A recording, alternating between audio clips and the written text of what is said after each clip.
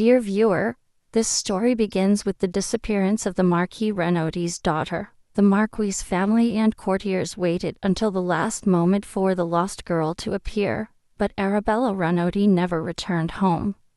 The news of his search only attracted many impostors. Time passed, and the despair of the Marquis and his wife kept growing.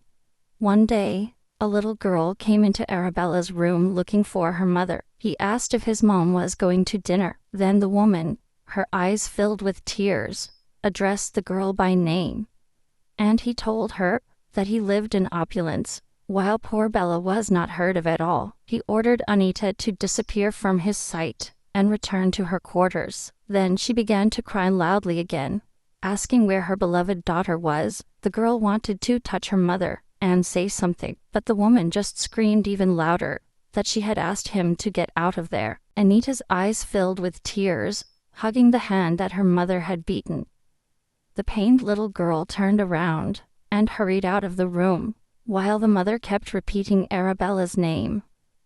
He said that everything Anita had now must belong to Arabella. The Renaud family could not be left without an heir, so the Marquis's wife gave birth to a second baby, and that was Anita. But it seemed to the little girl's parents that loving her might offend the missing firstborn. Many years have passed, but even the maids, when reviewing the dresses of Mrs. Anita, mention Miss Arabella, to whom this color would look great. There was only one person who noticed Anita. He was the young Master Action, son of Archduke Rakati, the fiancé of the protagonist. The young woman considered him not only her beloved, but also her best friend. As Anita's parents were busy mourning their missing daughter, they didn't care about her affairs. And she accepted with joy when the young man proposed to be a part, not only of her heart, but also of her family. There at last, she felt herself, not the thief who stole her missing sister's goods. Apparently, the prayers of desperate parents were heard, at last, because a young woman arrived at the palace, calling herself Arabella. He confirmed his identity thanks to a gift he had been given in his childhood. A miracle happened. 12 years later, the real Arabella Renaud was finally at home. From that day on, the protagonist's life became a chaos. The servants chose tapestries, carpets and fabrics for the new mistress. The Marquise Renaud demanded that something more cheerful be brought to her daughter, since she had lived in such harsh conditions. The father begged Arabella to eat a little more, for she was very thin. The mother prattled that she would order to allocate more funds to the kitchen to feed her with healthy food. During the clothing test, the Marquise promised her daughter that she would buy her better dresses than Anita's, and the Marquise said that all the family jewelry now belonged to Arabella. The parents were striving to give the best to their eldest daughter, but gradually came to the point of wanting to give her what belongs to Anita. One day, the heroine overheard her parents talking about breaking off Anita's engagement to the Archduke's son. The mother insisted that the groom should be for Arabella, since a marriage proposal had arrived with the Marquis's daughter. The woman was saying that if her eldest daughter had not disappeared, she would be the bride right now. She begged her husband to break off the engagement, so that Arabella could take that place, but he was hesitant, because it was against the rules. Then, his wife raised her voice, arguing that it was the duty of parents to ensure the best fate for their children. Then she burst into tears, saying how angry and disappointed she was, because her eldest daughter did not have what rightfully belonged to her. To calm his wife down, Mr. Renaud said that he totally agreed with her, and that he would do everything possible. He added that Arabella deserved it, and Anita should stay to help with family matters, so he would not let her go. And now, dear viewer, let's move on to the encounter of the protagonist with her beloved. Axian asked her why she was so thoughtful and quiet, if they already saw so little of each other. Surely the viewers understand his mood, but the girl apologized and explained that she has been busy lately. Just after his speech, there was a knock on the door, and the guy asked if Anita was expecting a visit. The girl replied, scared, that Axian knew perfectly well that he had not invited anyone. The blows did not stop. On the contrary, they became more insistent and stronger, so the protagonist decided to open the door and find out what was going on. What she saw shocked her. In front of her was Narabella with her mother, who asked her to introduce her elder sister to the Archduke's son. He added that Arabella is related to his fiancée, so Action would surely be interested in meeting her. At that moment, the protagonist definitely decided that her sister could take anything she wanted from her, but she would never give it to her beloved. Axion asked who had arrived. Why was Anita taking so long? The girl promised that she would return soon. She stormed out into the hallway and slammed the door of the room where her beloved was. The marquis asked her youngest daughter what was the matter, and she seriously declared that she did not want to introduce her betrothed to her sister. The woman was stunned and outraged. How could one say such a thing? Then she began to scream, indignant because it did not surprise him, since Anita had always been so evil. Arabella tried to reason and stop her mother, but she demanded not to disturb her, for she wanted to rebuke the spoiled one. The marquise was asking when Anita would stop behaving like a child. Didn't she feel sorry for her younger sister? The protagonist, with an imperturbable expression, asked what the pity was for. He added that it was simply impolite and rude, breaking into someone else's tea and pestering them with requests. The marquise kept shouting, calling her youngest daughter rude and selfish, who did not want to share anything. Arabella, in a weak voice, begged her mother to stop screaming at Annette. The next instant, his eyes rolled and his legs faltered. The mother managed to catch her fainting daughter and begged her to wake up, but the pleas didn't work. So Anita ran outside to call the doctor. Running, she collided with a red-haired maid who asked her where the lady was going in such a hurry. Barely catching her breath, Anita ordered her to urgently call the doctor. The redhead asked if anyone was feeling unwell. The dark-haired lady stammered that Miss Arabella had been feeling unwell near the first-floor drawing room. Hearing this, the maid dropped the vase and ran to get the doctor, shouting that he would do everything immediately. Now the heroine could take a deep breath, calm down, and think about why Arabella had suddenly felt unwell. He recalled that, after the unexpected arrival of the young woman at the castle, a doctor examined her and concluded that she had no diseases or ailments. Returning to the door of the living room where everything happened, Anita saw that no one was there. Then she let out a giggle, because she did not expect such cunning from her sister. The little lamb. The heroine understood that Arabella had orchestrated everything. While Axion was perplexed, Arabella was sitting in front of him, apologizing for barging in so suddenly. She assured him that Anita would arrive soon, to which he coldly replied that he had it clear. The young woman thought that her mother said that the Archduke's son was charming, but he scared her. Arabella scolded herself for fainting, and probably scaring everyone, especially Mom. He thought that fortunately, he had not been unconscious for long, and had woken up almost immediately. Upon recovering, Arabella asked about Anita, but her mother advised her to worry about herself. The young woman assured that she was feeling well, and the marquis saw a perfect opportunity to meet Action. Arabella was opposed to her mother's strange idea. She said it was a mistake, but the woman was just rushing her. Now Arabella was sitting opposite Axion with a stony expression on her face. The young woman supposed that he was furious as Anita was at her discourtesy of appearing uninvited. Arabella felt so uncomfortable that she just wanted to fade away, but at the same time, she did not want to disappoint her parents. He finally plucked up the courage to say something to Axion, apologizing, first of all, for the inconvenience caused. The young man told her that she should not apologize, for he had not come of his own accord. Arabella almost died of embarrassment when she realized that he had heard everything behind the door. She added that she really shouldn't worry, because, as she said herself, Anita would be arriving soon. Arabella noticed how, at the mention of his betrothed's name, the young man's countenance changed for the better. Dear viewer, we invite you to find out what is going on with Anita, who has been at the door all this time, was boiling with rage, and who was not, finding out that her sister pretended to talk to her fiancé. The young woman understood that surely it was her mother's idea. She only wants the best for her little princess. Everyone in the mansion despised and hated Anita for stealing everything from Arabella, and she didn't even feel guilty. The only person who really belonged to her alone was Axion. The Earl wondered if she would ever be accepted in that palace, but that will never happen. As soon as she entered the room, a smile lit up her fiancé's face. Here is a true example of loyalty.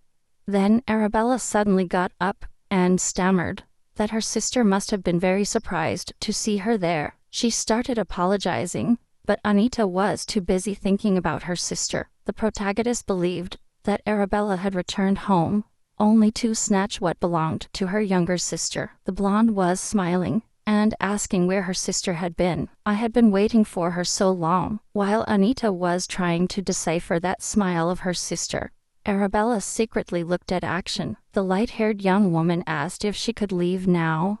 When Anita nodded, Arabella could not contain her joy. He sincerely thanked his younger sister and admitted that he had felt a lot of fear there. Watching Arabella walk away, the protagonist wondered how she could be so cheerful after living so long in difficult conditions. Unlike her, Anita apologized to her fiancé for the rudeness of her family, but he assured her that nothing was wrong. The young woman regretted that the time had passed so quickly, and that it was time to end the meeting. The boy got up from his seat, saying that it didn't matter, that he understood perfectly. Then he approached his beloved and told her that he wished that next time she would be the one to visit him in the palace. Axian added that, if Anita could find a moment, he would send her an invitation after lunch. The protagonist thought that she would happily escape from this palace, where everyone believes that she is useless. The young woman thought it would be nice to be in a place where she was really appreciated, and she accepted. Now, let's move on to a family dinner at Marquis Renaud's castle. The head of the family asked Bella, the affectionate nickname of Arabella, if she liked food. She said everything was delicious. Then the mother advised her to eat more. She was already very thin. The blonde girl noticed that her sister ate only vegetable salad. She asked curiously what was wrong, if he didn't like steak, or if he was taking care of his figure. Arabella added that if that was the case, her sister looked simply stunning. Instead of Anita, the mother decided to answer and point out that the youngest daughter always ate little. The woman asked that she'd better worry about herself, not about her sister. The Marquis supported his wife, adding that the eldest daughter should gain weight. So, Bella apologized to her parents, promising to try harder. The father protested. He didn't have to apologize. It was his fault for leaving her hungry for so many years. With a stern tone, the man asked Anita if she was okay with that. The parents' gazes, charged with contempt, were riveted on the brunette heroine. The Marquis commented that he was aware of Anita's scandalous behavior towards his sister. She cried out, how could he be so cruel to his sister? Where were his manners? The man did not forget to reproach his youngest daughter that while she was getting fed up and living in luxury, Bella was looking for food on the street. Anita, ostentatiously, finished the meal, and with a serene face, said that she understood that her parents felt responsible for what had happened to Bella. The brunette girl declared that her responsibility should not be transferred to her. That angered the father. The father exploded. How dare your daughter talk to her parents like that? Anita got up from her seat, determined, and announced that she was going to her room, for 3 was a crowd for that family farce. The Marquise was shouting how insolent her youngest daughter was, demanding that she sit down again. Anita did not turn around for a second, while her father shouted at her that it was not over yet. In such a tense atmosphere, the young blonde began to get very nervous, and accidentally threw her plate away. The Marchioness asked her husband to lower his voice, because the screams frightened her eldest daughter. Arabella broke down in apologies, because the plate had fallen to the floor,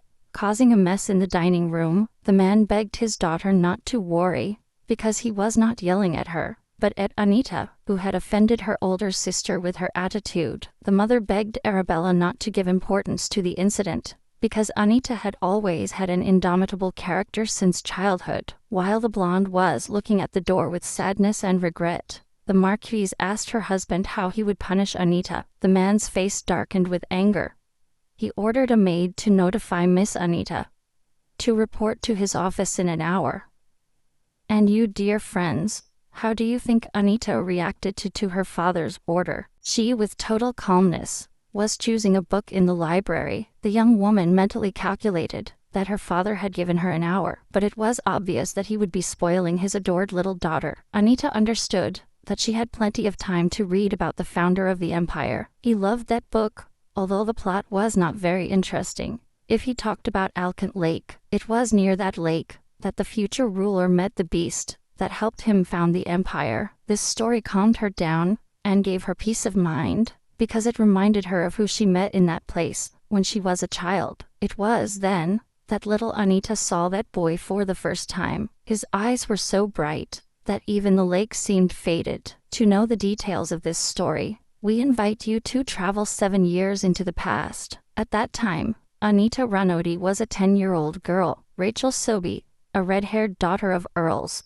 asked the marquis' heiress if she wasn't bored spending time like this, since they spent their days looking at the lake and chatting about flowers. The girl asked Anita what they were talking about. At that moment, the heroine thought about whether Rachel had realized that she was not participating in the conversation. The little girl said that the plant that her friends were interested in was called lavana. He added that this flower was of an unearthly beauty, and moreover, it had a pleasant aroma. Rachel thanked Anita for giving her the information. The heroine was smiling falsely while thinking about when this stupid meeting would end. The part by Alchemy Lake was popular among the nobility, especially for the teas of young aristocrats.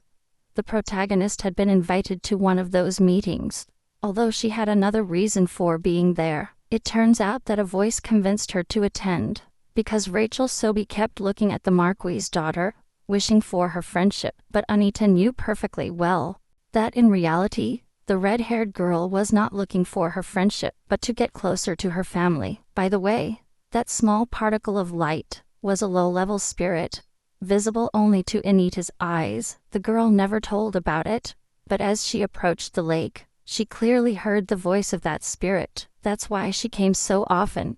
But if her parents knew about her gift, they would force her to look for her sister. The flow of his thoughts was interrupted by the voice of the spirit, which announced that someone was drowning in the lake. The protagonist got really scared and mentally asked if there was anyone older who could help. The voice replied that there was no one suitable, and they could not delay. The poor man was already unconscious. The girl thought about it, maybe convince her friends to take a walk to the lake. He immediately dismissed the idea, because by the time they reached the shore, the person who needed help would already be at the bottom. She understood that there was no time for explanations. She had to act alone, so she told the others that she would take a walk to the lake. While taking off her shoes, the girl mentally begged the voice to push her friends to the shore so that they would find her footwear. The spirit guessed what the little girl was up to and screamed with all his might to stop her. But Anita did not listen to him, and, without thinking twice, jumped into the water. In the depth of the water, he saw a young woman sinking. The girl tried to hug her and drag her, but realized that the adult body was too heavy. With regret, the protagonist concluded that no one else had come to help. She understood that if this continued, they would both perish. Suddenly, the little girl saw how a column of water rose up out of nowhere and saved her. It took Anita a long time to understand what the hell that phenomenon had been and where it had come from, but there was no other way but to accept the situation, because that lake was often mentioned in legends and myths since the foundation of the empire. Suddenly, the shore was filled with people shouting. A man approached the girl and introduced himself as Archduke Rakati. He said there were no words to express his gratitude. After him, a boy approached the little girl, introduced himself, and expressed his gratitude for having saved his mother. That was their first meeting. Now, the young woman remembered that incident with a smile, because then she did not reveal her name. However, that did not stop the boy from sending a letter to Anita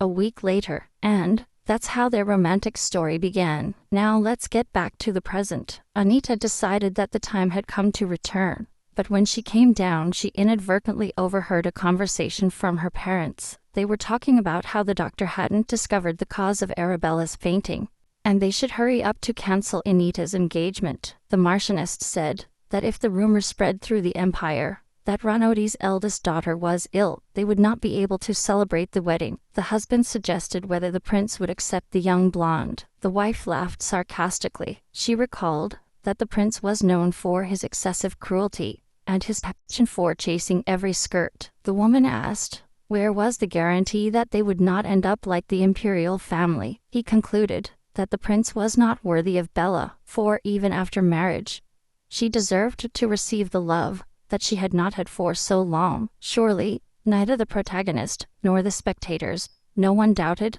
that the marquis would say that about her beloved little daughter. The marquis told his wife that he had devised a plan for Anita to get closer to the empress. The woman exclaimed that it was great, because it would be very easy to break the engagement if Anita became a suitor to the prince's heart. In a second, everything that the heroine did for her family lost value for her. She wondered if her parents considered her obligated to the family just because she had the same last name. Did they think they could control her life, manage her destiny, and she would remain just as loyal? Her certainty of family fidelity made her smile, because no one considered her a complete runaway, citing differences.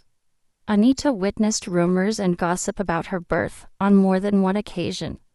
For example, she recently overheard a conversation between maids. One claimed that something strange was going on with the young lady. His argument was that Miss Arabella looked like her parents, but Miss Anita was different, like a freak. Hearing that the shameless gossip called her a commoner, the protagonist became really enraged and came out of hiding. Anita told him that she had crossed the line and asked him how he dared to express his pathetic conjectures. He ordered her to pack her things and disappear from that palace immediately. Although the chatterbox begged for forgiveness, Anita stood firm as a rock. His Excellency was thinking as he walked that the rumors about his origin could not continue to grow. The protagonist understood that, if she did not act, her sister would take away her place, her commitment and her beloved. He decided that he would not allow Arabella to do it, or for her parents to control her. While Anita was reflecting in her room,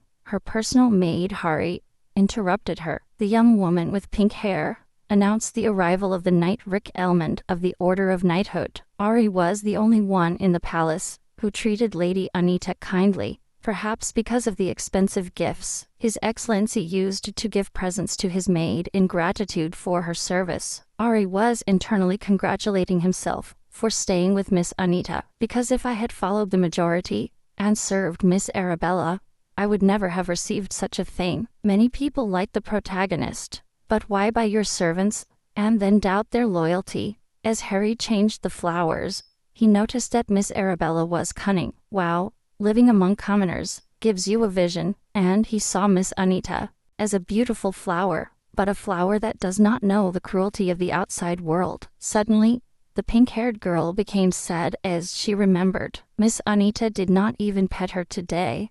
But now to the quarters of the protagonist, who joyfully receives a young gentleman. He, equally pleased, greeted his lordship, and asked with genuine interest, "How are you feeling today?" Anita replied that everything was fine, and flattered that the gentleman delivered the letter in person, not by a servant. The girl insisted that it was just an invitation, and all that hassle wasn't worth it. Really, he replied that it was worth it, because he longed to see the lady and have a little chat with her. The girl smiled and asked him if he had finished his affairs in the north, and he nodded. Fortunately, they were not serious. He added that the only thing he couldn't get used to in the north was the cold. The northern climate was known to everyone in the empire. Even in summer, there were heavy frosts. Nothing grew on the poor soils, but the precious stones extracted from this land caused a furor. The imperial family supervised the mining, but if problems arose, the Archduke's knights were sent to the north. One day, Anita asked her fiancé why his family unconditionally obeyed any will of the emperor. He added that the Action family was not an ordinary noble house, so his family could easily reject the emperor. The young man said that in the north his family was looking for something, and by fulfilling all the emperor's requests, they could avoid suspicion. Suddenly, the girl wondered if the Archduke's family had found in the north what they had been looking for so long and carefully. At that moment, an indignant voice echoed in the hallway, asking why no one had reported that a subordinate of Archduke Rakati was there. The female voice demanded that they opened the door immediately. So they had to inform Lady Anita that the marquis demanded a meeting. The protagonist ordered to be let in, and the stepmother burst into the room. He questioned with annoyance why his daughter did not notify him that a guest of the Archduchy he had arrived at the farm. The marquis asked if he was interrupting. Sir Rick replied that not at all, and greeted the woman who appeared. Anita was internally outraged. Which actress's mom? Well, he came here on purpose. When he found out about everything, the marquis was frozen in pretense amazement. When the young man presented himself as deputy commander of the Rakid order, he added that he had come for the sole purpose of delivering an invitation to an exquisite tea. The woman said that it was unnecessary for someone of such high rank to bother.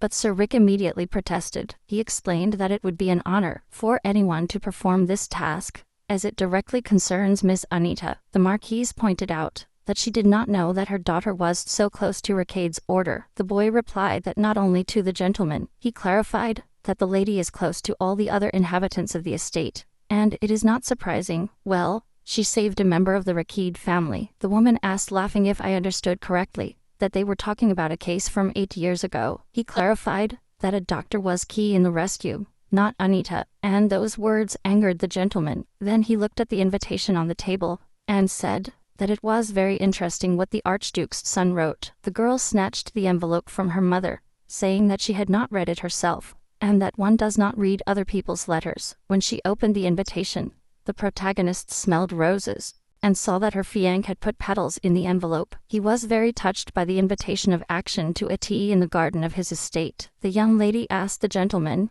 to tell his master that he accepted the invitation with pleasure. The Marchioness thought that they should send Arabella to that tea, for on seeing her the Archduke's son would notice that she is better than Anita. She got into the conversation by saying that she was terribly worried about her eldest daughter. The woman asked Sir Rick if he knew that Arabella lived for a long time in poor conditions, while Anita grew up in luxury. The protagonist was disgusted to hear her mother's fake moaning, so she decided to play along. The dark-haired girl proposed to take Arabella with them, but doubted that her sister would like the idea. The marquise exclaimed that her daughter would be happy. The young woman asked if Sir Rick would object. He replied that he accepted any wish of Miss Anita. The gentleman said he should retire. Well, there were other things waiting for him. Anita and the marquise took a kind farewell, wishing him a good trip. As soon as the door closed behind him, the woman demanded to speak to her daughter alone. He was outraged by his daughter's boldness. How did he allow himself to dismiss a maid, who, by the way,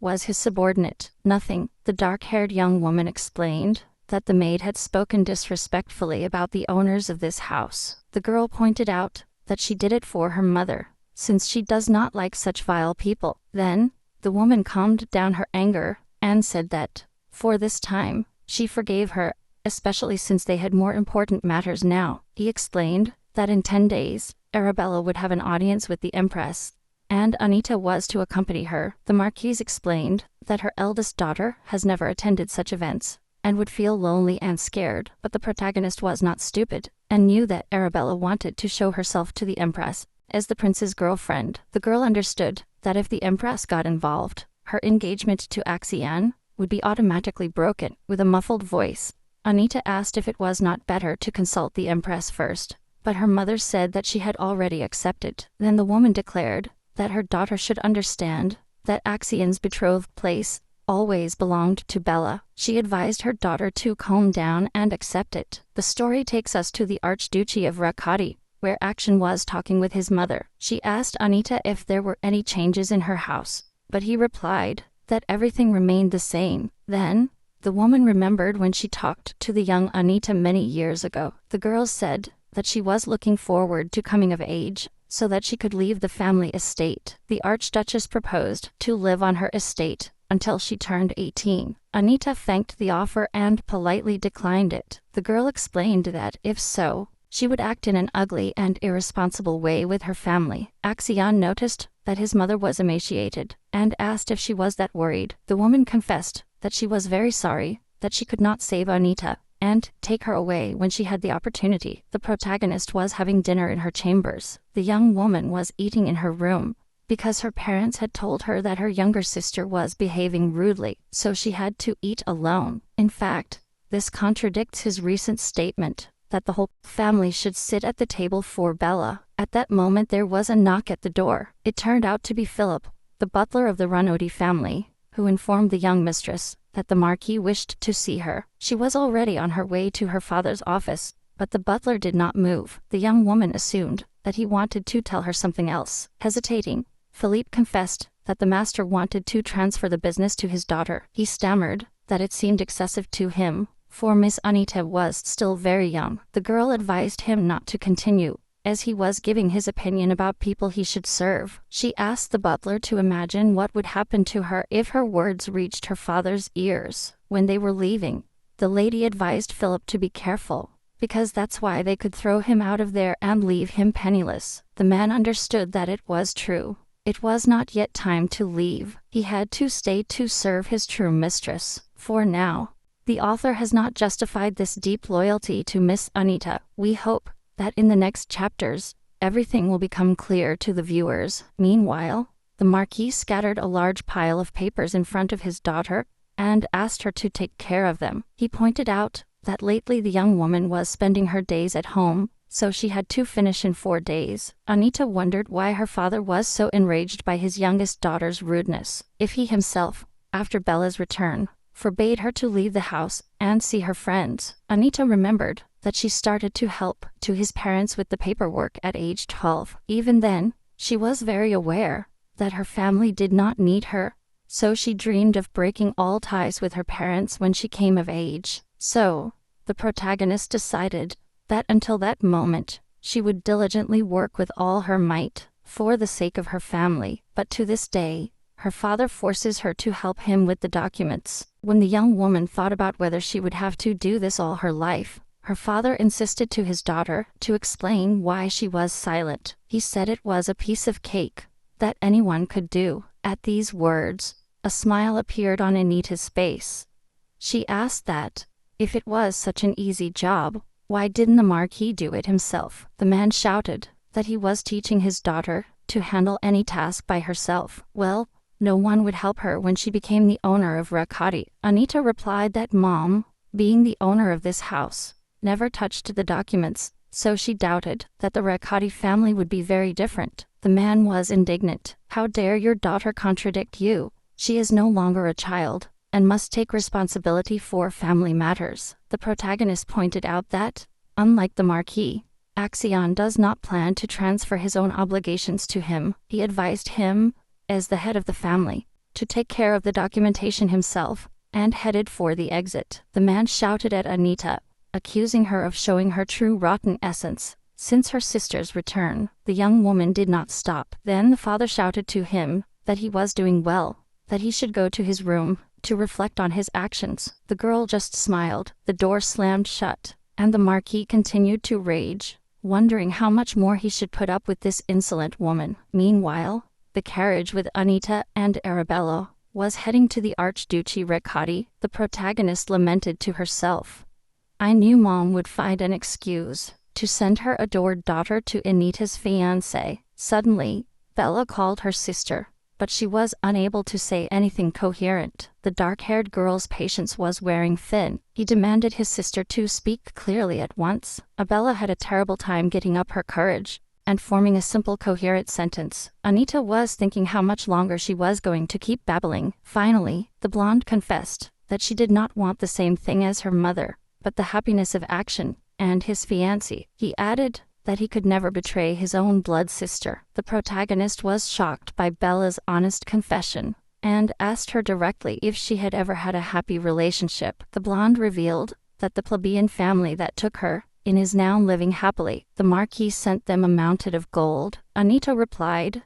that maybe they were lucky now, but Arabella's real parents were of a different ilk. The blonde pointed out that they were getting off topic and begged them to remember that he was not going to rob them. To the fiancé, the protagonist asked if Arabella had told her wish to her mother or to servitude, to which she received a timid negative response. Anita concluded, annoyed, that her sister did not even try to talk to someone who ignores her opinion. She added that nothing would be changed by the fact that Arabella confessed it to her. At that moment, the carriage stopped. The coachman announced his arrival, and Anita went to the garden indifferently. Bella lingered for a while, reflecting on that conversation. Arriving at the garden of the Archduchess Recati, Arabella opened her eyes in amazement at what she saw. Axion said that if he had known that the weather would be so nice, he would have organized the tea closer to the El Puente lake. The light-haired young woman replied that she liked it very much there, especially those white flowers. He asked permission to smell them. Axion agreed without hesitation,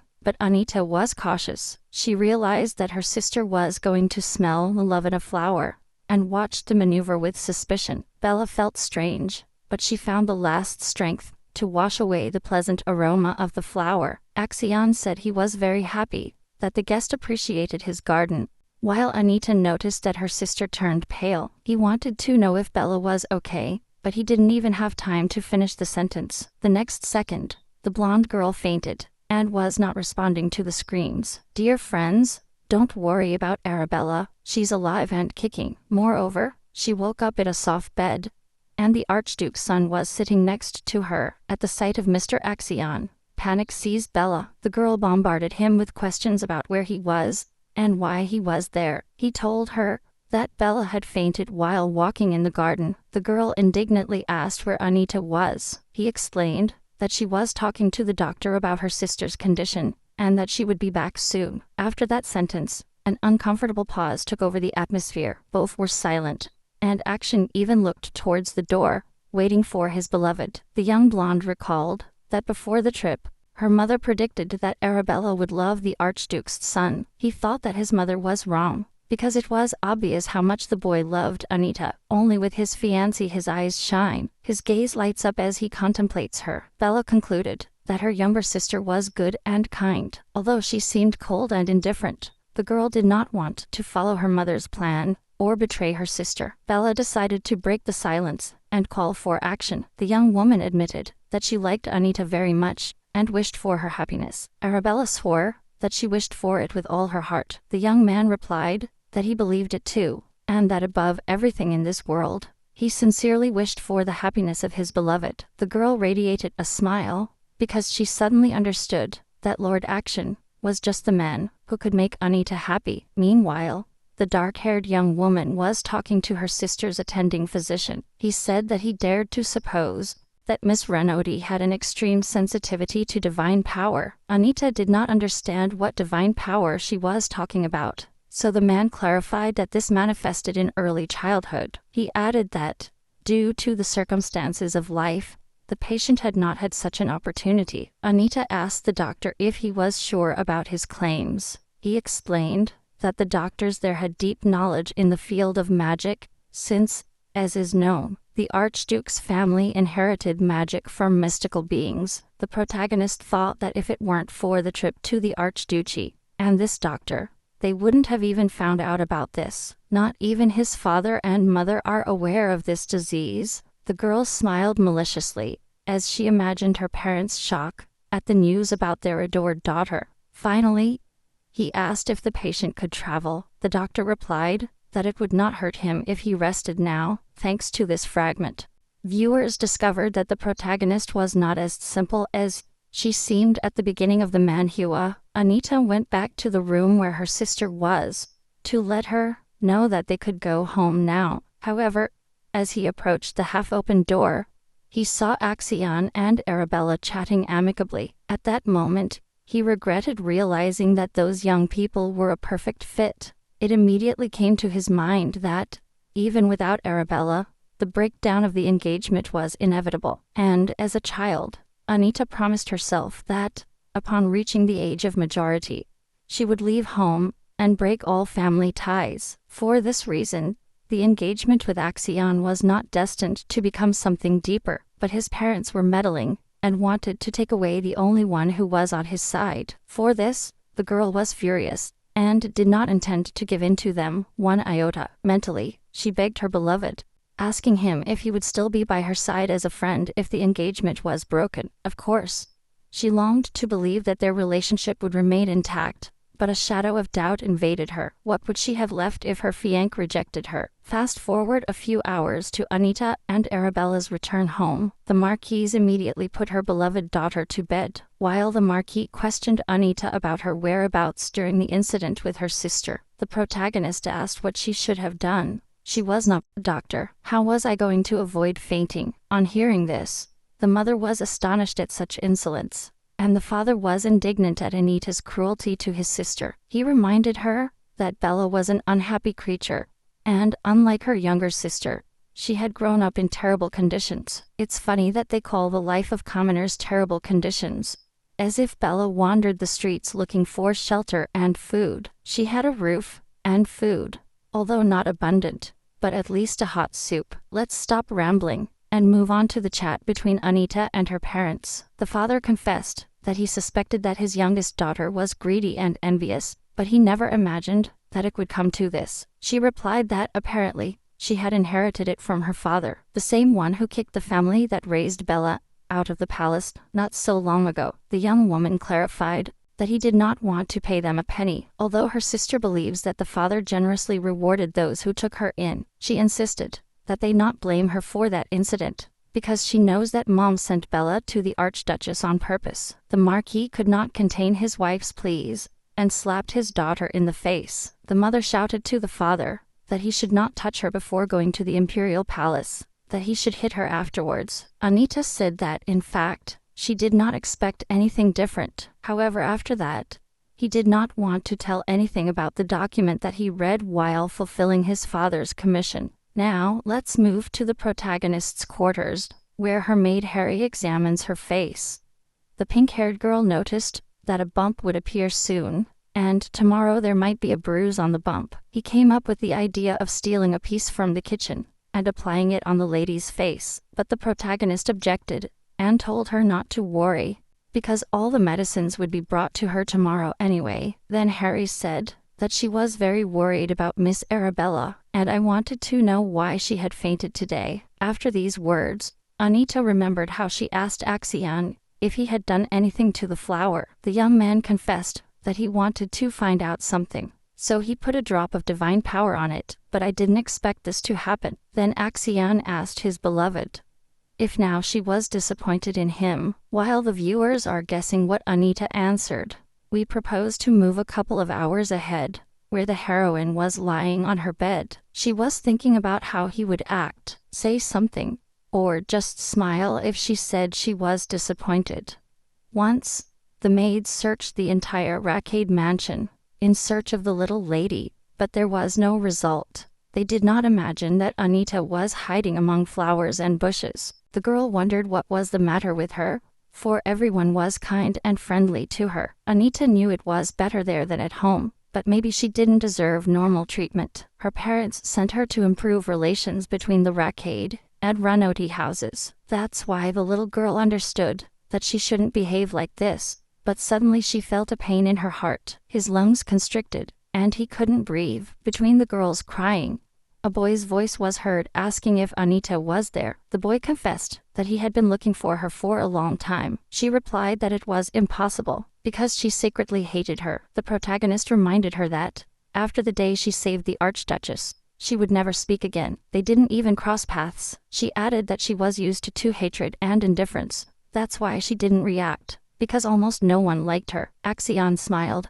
and said that he could not feel hatred towards the girl. He proposed to go with him, an unexpected invitation. It was thus that the girl, for the first time, discovered the tenderness of an alien contact. She was so absorbed in her emotions that she did not notice the despair in the boy's eyes. A few days later, total chaos. Axion got sick, and there was a big stir. She, a maid of the Rakati house, burst into the young master's room and offered to take care of him. He begged the lady to rest, assuring her that everything was under control. In addition, this event happened every summer. There was nothing to do.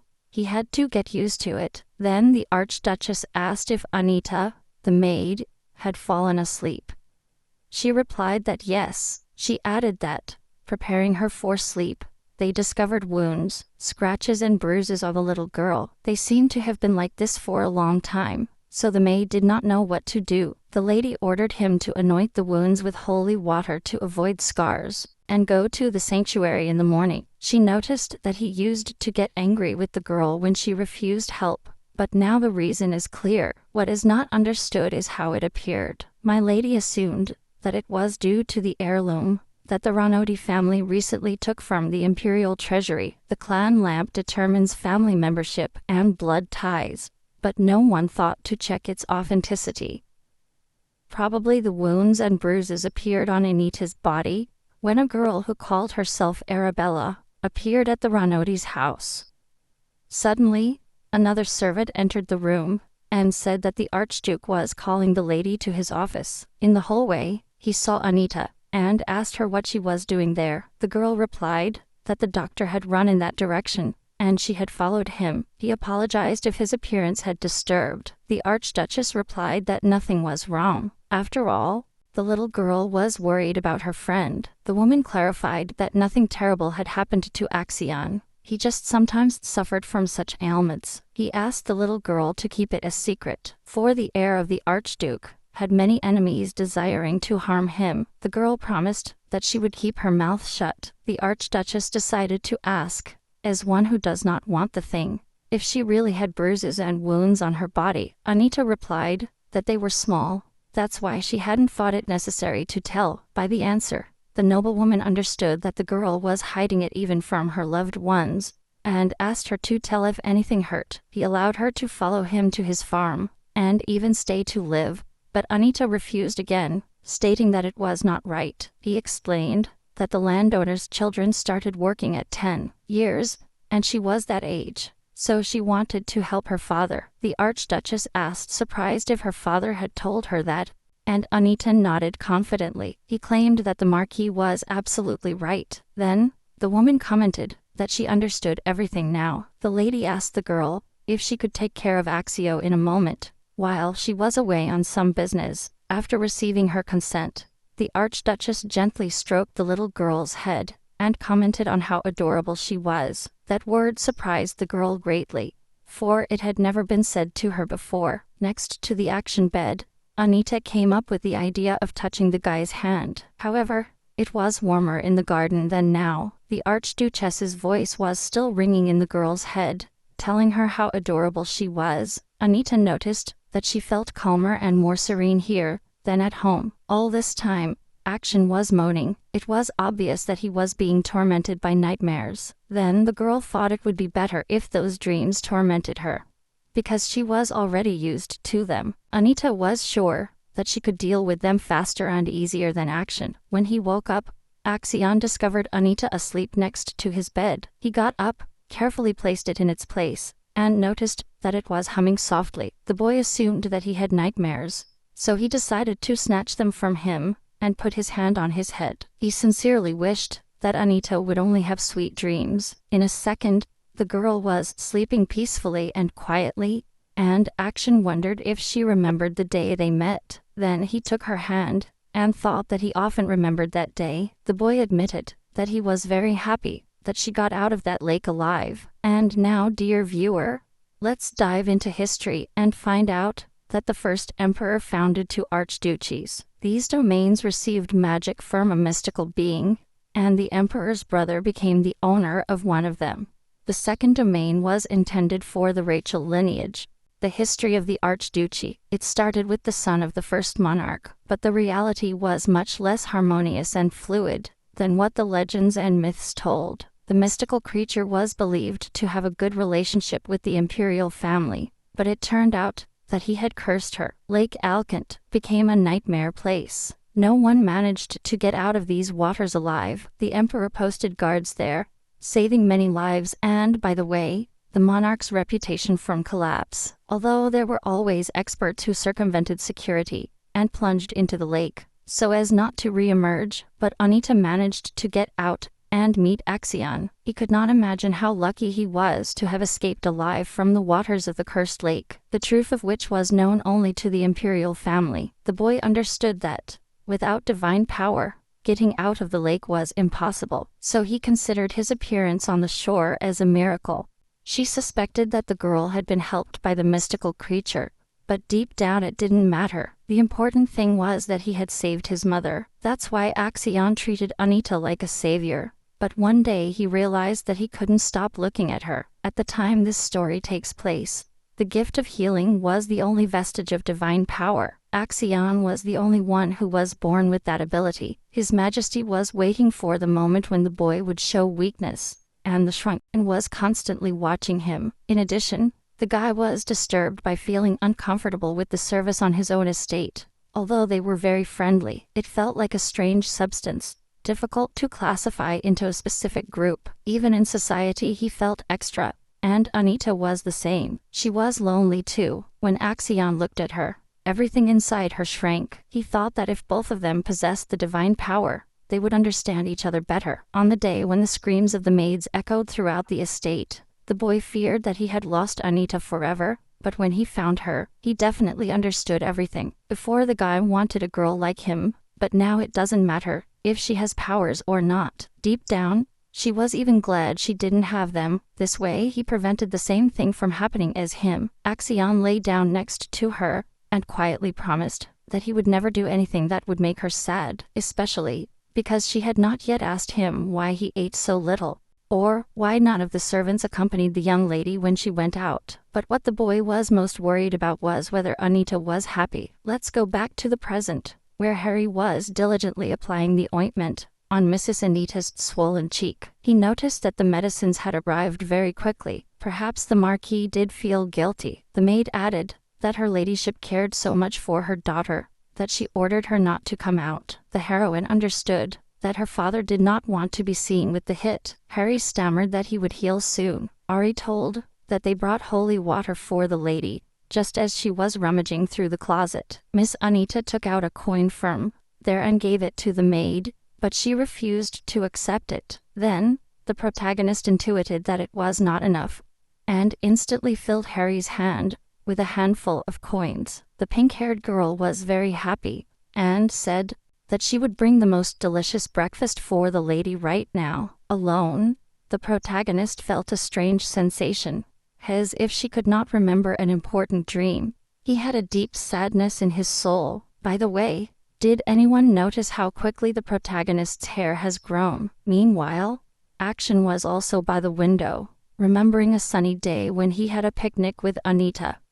Back then, the children agreed to have only one secret and share everything else. However, it turned out that the only secret was known to him. The fact is that Anita did not have divine power, but she could talk to spirits. The young man wondered if that meant that Arabella also possessed such an ability. Suddenly, a knock and Action allowed to enter. Two guys showed up. One was Sir Rick. The young master asked if they had managed to find out anything important. The boy in the gray suit replied that he had inquired, and would begin his report with Arabella Runoti. At this moment, many viewers must be worried about Arabella. She hasn't done anything wrong. The boy said that he learned from the doctor that Miss Runoti was sensitive to divine power, even if it's not true. Axion pointed out that a girl with such a gift could be useful to the imperial family, especially if she marries the prince. He remarked that they should not allow that to happen, and asked who would be officiating the sacred rite this year. The boy in the suit replied that the second daughter of Count Room, and added that the Runoti family would not stand idly by. He explained that the Marquis is looking to strengthen her position at this event, and will impress everyone. The rite takes place every 3 years. Imagine the importance of identifying the bearer of divine power among the nobles. The young man added that this time the sacred rite is crucial for Runoti. Sir Rick confirmed it. She said that they refused to participate several times, arguing that the younger one should wait for the older one. The guy in the suit summed up that there are no obstacles anymore. Action asked, "How likely is it that you will faint?" He said it shouldn't happen if no one gets hurt, nor should force be used to heal. But if Arabella faints,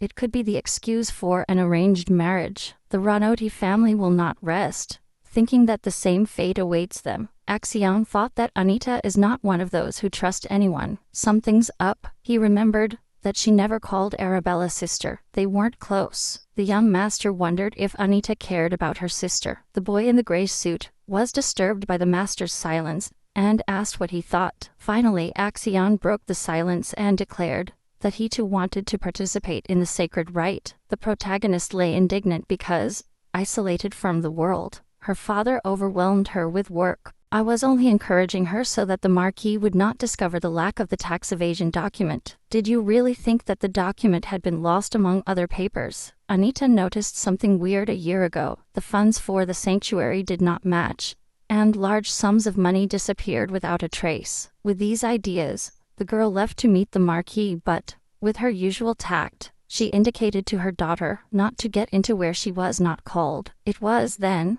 that the protagonist realized that this was not a simple mistake. He would later discover that they were keeping double accounts. What a scandal! The Marquis managed affairs personally. Anita didn't even see the documents at first, but over time, this responsibility fell back on the young woman. It turns out that the huge sums of money that Marquis Renaudy donated to the shrine were related to Arianda's lamp. This relic can find anyone. That's how the parents located Arabella. The young woman knew that the tax inspection would be in 4 months, and the imperial family would not overlook it. Then, the Marquis's financial manipulations would be exposed. However, the protagonist did not want to participate at all in the resolution of this matter. The most important thing for the girl was that the fine for tax evasion could not be paid by ceding territories. The inhabitants of the Marquis's lands are safe. The fine is paid only with privately owned goods. In addition, due to the precarious financial situation, in a few years, the parents will have to lay off the service. In the place of the protagonist, no one would be happy. His crazy parents could give something valuable for that fine. A few days later, it was time for the meeting with the Empress. When Bella got ready, she wanted to show herself to her parents. Of course, she was showered with compliments about her appearance. At that moment, the Marquis decided to remind her that during the visit she should remember manners and decorum. Coming down the stairs, Bella saw Anita ready to leave, and exclaimed joyfully. He began to praise his sister's appearance. The Marquis obviously did not like it, and Anita thought that her parents should have ordered the servants to fix her up like this. It was obvious that they wanted the youngest daughter to stand out. The Marquis suggested more rouge and a livelier shade, but Bella replied that it was fine that way. Simply, Anita had a pale and pure face. Instantly, Harry ran to the Lady of Life, dark-haired, offering to touch up her makeup, but she refused. As she left, Anita looked at her mother reproachfully, hurrying Bella towards the door. Suddenly, the father appeared and asked his daughters to stop, because he urgently needed to talk to Anita. The protagonist said to herself sarcastically, had something happened? The dark-haired girl pointed out that she had nothing to talk to the Marquis about, unless he asked about her cheek. The father shouted indignantly, saying that Anita was back to her usual ways. Arabella asked surprised why Dad was yelling so furiously at her sister. The mother replied that she should not worry, because it was none of her business. The Marquis insisted on talking somewhere else so as not to frighten Bella, but Anita repeated that she had nothing to talk to her father, least of all alone. The servants were whispering about Miss Anita's attitude. Anita, one suggested that the lady wanted to make her sister nervous. Another explained that she just thought her dress wasn't pretty enough. Suddenly Miss Arabella came up to the maids. He said that his sister was not to blame, that it was his father who came screaming. The maids praised Mrs. Bella for being so kind, and remarked that Miss Anita could do with looking a little like her sister. Bella was sure they were wrong. She knew that her sister was a good person, but she was surprised that everyone around her, her kind parents and the good servants, branded her as bad. The fair-haired young woman pondered, would a bad person run to get a doctor if someone fainted?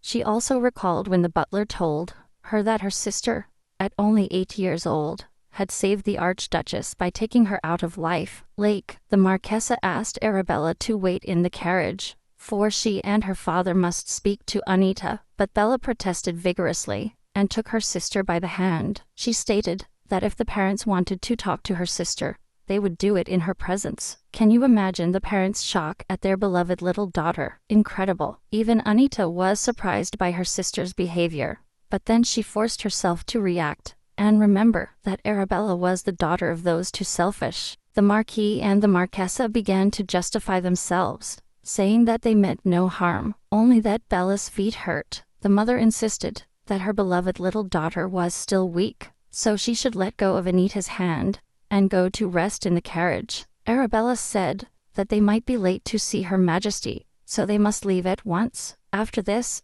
Arabella will start to like him more. A lot of spectators. She has finally become confident in herself. Let's hope it continues like this. The carriage with the Marquis and her two daughters arrived at the imperial castle. When it was Anita's turn to come down, the young woman noticed that the guard was behaving strangely. His face was screaming from the rooftops that he was disgusted to be there, holding out his hand to the young mistress. He asked impatiently if the girl intended to get out of the carriage once and for all. Suddenly, the protagonist realized that she had seen that guard before. Then he remembered that he was the one who brought Arabella, but I wasn't an escort before. Had he been promoted? What a mystery. The size of annoyance irritated Anita so much that she decided to stumble, like who doesn't want the thing. That young man's scream was heard. He was indignant, saying that if the lady could not go down alone, at least let her hold on to his hand. The young mistress asked him if he knew anything about chivalry. The boy told her that what did it matter. The protagonist replied that,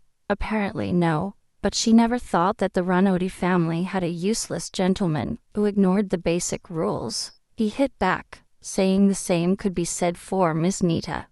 She asked them to clarify what they were referring to. The guard asked if she wasn't the one who was teasing and tormenting her sister. Suddenly the Marquis cried out, "How dare you say such a thing?" Anita looked at her mother suspiciously, and understood that she had spread rumors about her daughter, and now she was trying to make her out of it. The heroine decided to play along with her mother for now, to investigate this further in the future. She smiled and thanked him for the support provided. Anita said that she did not understand why the gentleman, who was seeing the young mistress for the first time, felt such hatred towards her. She assumed that the maids she fired had spread those rumors about her. The Marquis only confirmed, rather pleased, that it was so. Anita noted with sadness that she did not want to see that gentleman again. Madame Ranodi chirped cheerfully that his father, when he found out, would expel him from the squadron, or even send him into exile. Anita said that the reverence was excessive, and proposed to go to the Empress already. The head of the maids knocked at the door, announcing that the Marquise and her daughters had arrived. From the golden-crusted room, an authoritative female voice rang out, giving permission to enter.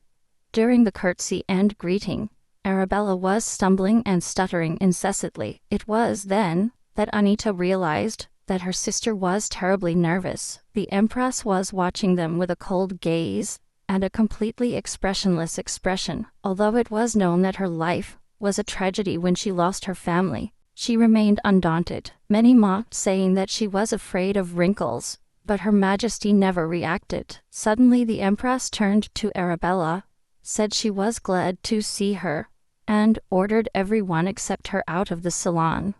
The Marquise immediately intervened, explaining that it was her eldest daughter's first time at such a meeting, and that she did not know how to behave. His Majesty sternly declared that he knew perfectly well that Arabella Ranodi was 19 years old, so her mom didn't have to accompany her.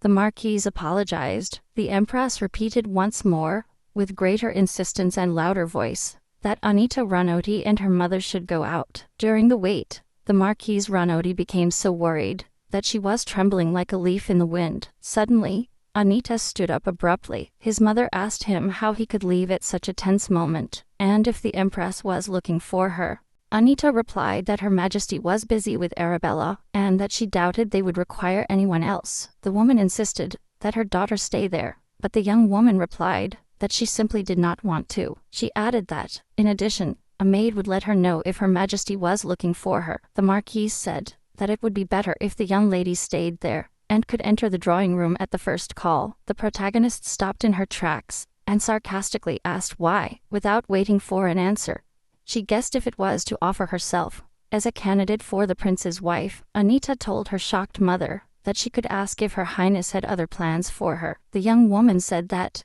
if it wasn't like that, She didn't understand her mother's reaction. When she got out into the fresh air, Anita thought that a walk would be wonderful for her. He was intrigued by what the Empress and Arabella would talk about, because at first, he thought they would talk to her. She was ready for the subject of marriage with the prince to come up, but the Empress was looking at Arabella intently. He seemed to be waiting for the elder Miss Renaudy. Besides, Mom was acting like she was waiting for the talk too. Suddenly, a guy collided with the protagonist, who barely managed to prevent her from falling. He apologized, and Anita wondered if he would be blind, because he could distinguish obstacles poorly. Although the boy thanked his savior, he did not loosen his grip, clinging to her hands tightly. Anita was surprised that he did not let her go, but remained silent, as if he wanted to say something. Suddenly, he ran off in the opposite direction, leaving Anita wondering who he was, and why he was wandering alone. Meanwhile, the counselors approached Axian,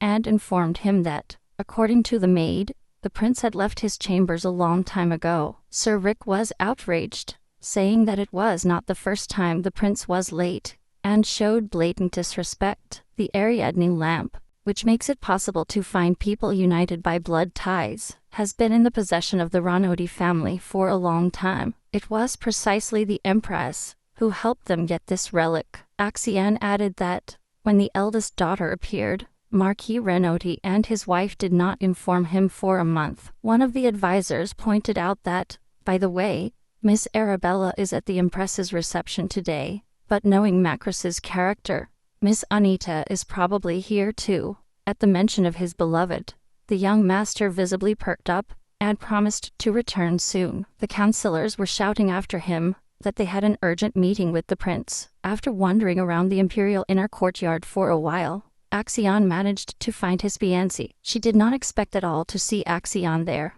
and curious, she asked him what he was doing. The young man replied that he had an appointment scheduled with the prince himself. The girl confessed that she was accompanying her sister to an audience with the Empress. He asked if by chance he had seen the prince. Anita laughed, and said that, of course, no. Suddenly, Axion noticed something on his fiancée's cheek, and, worried, asked who had dared to do that to her. The boy guessed that it had been her parents, and promised himself to endure until she left her crazy family. Anita returned to the palace, and with her mother they were waiting for Bella. The tension in the room was palpable. He was already beginning to get indignant in his mind. Why was his sister taking so long with the Empress? Suddenly, the door creaked, and finally, Arabella came out of the living room, and cheerfully shouted her younger sister's name. The mother only watched her with a silent gaze. Despite this, the Marquise bombarded her with questions about how everything had gone. Then she asked if the Empress had called her, but his daughter confidently stated that no,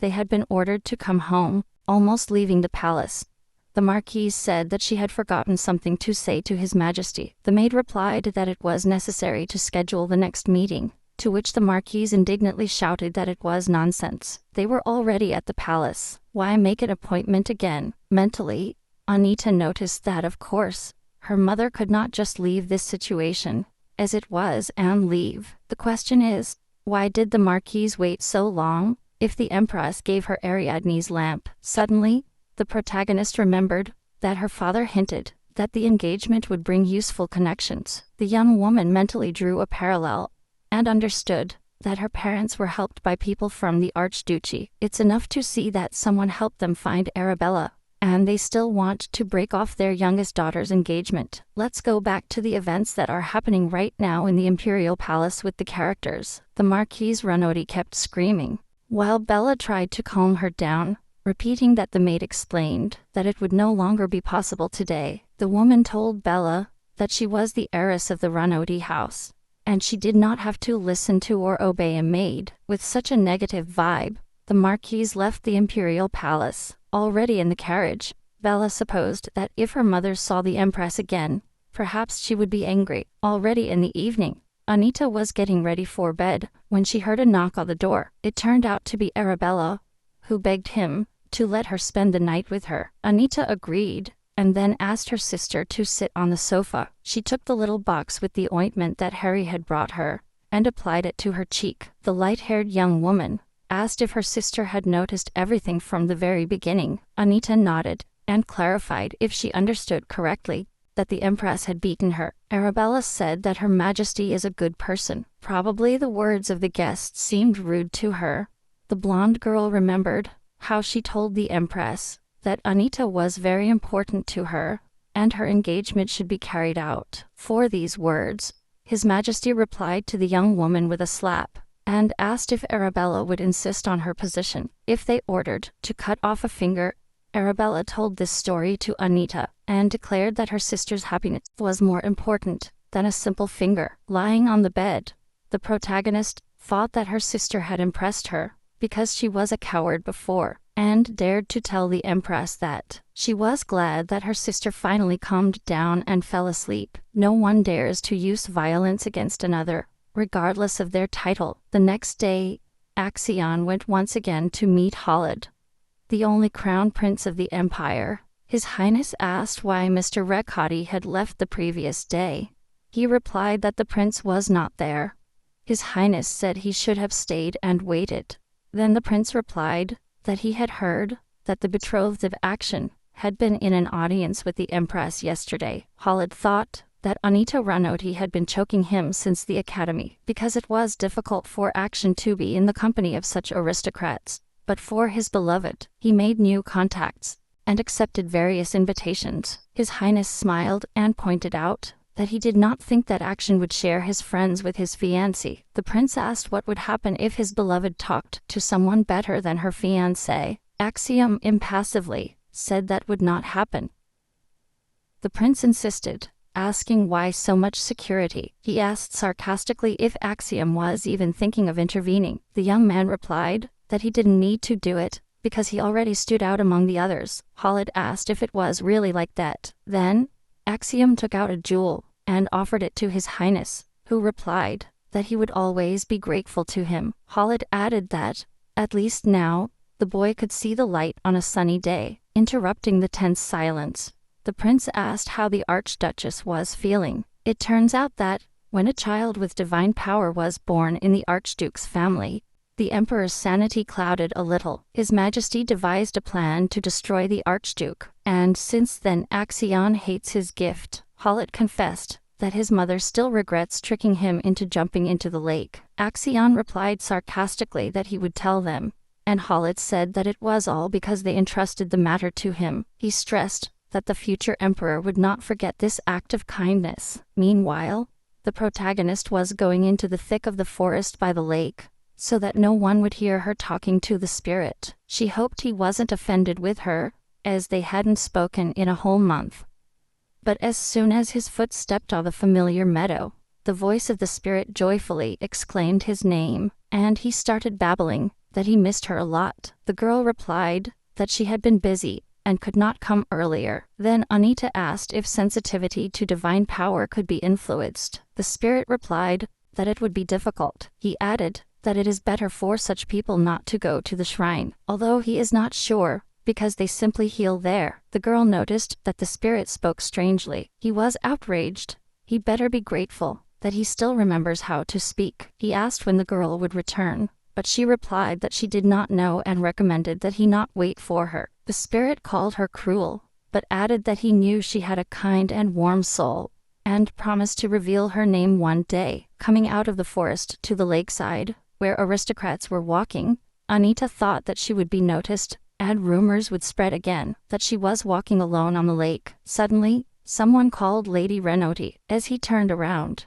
he saw a beautiful and luxurious girl with fire-colored hair. Anita asked what Count Soubir's daughter needed from her. According to rumors, Count Soubir loved his second wife and stepdaughter very much, even more than his own children. Anita recalled one of the team meetings with Rachel Soubir, and her question about whether he considered her his friend. The redhead had carried weight in high society since birth.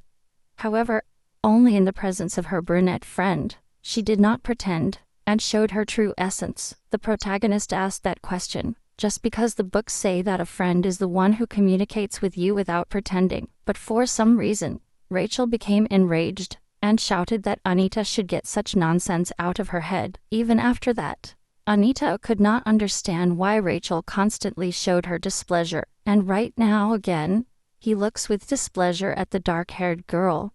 Laughing, Rachel asked curiously if the Ranodi family had stopped supporting the youngest daughter because it looked so simple. Suddenly, the red-haired girl screamed with affectation, as if she had heard something interesting from her interlocutor. Then, she clung to Anita's hand and warned her companions that she urgently needed to talk to her friend alone. She took the dark-haired girl as a friend and whispered that they should keep it up to show others that they were intimate. Rachel quietly told Anita that those girls were unbearably boring and that she wanted to get away from them. Walking away, Rachel was able to breathe easy and said that, as a thank you, she would buy clothes from the dark-haired girl. Anita said she didn't have time. I had a meeting. The other girl was surprised. He had neither companions nor carriage. Rachel said that they would never see each other again, so I would be grateful and tell the news already. Anita learned that the Marquis Auckland found out about the Ranodi's first daughter. The young woman thought that it was not strange. She was the sister of the chief of the Ranodi. Rachel remembered the sacred rite dance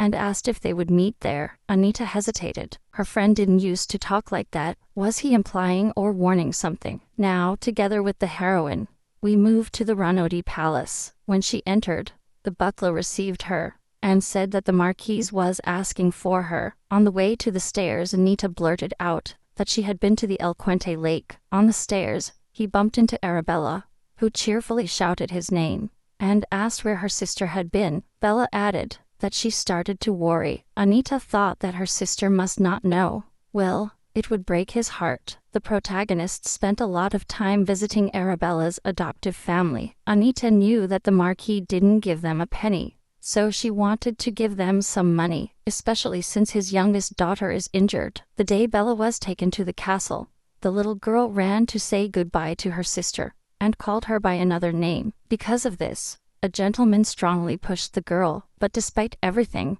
the family still sincerely loves their adopted daughter and takes an interest in her. Anita thought that she has never received so much love.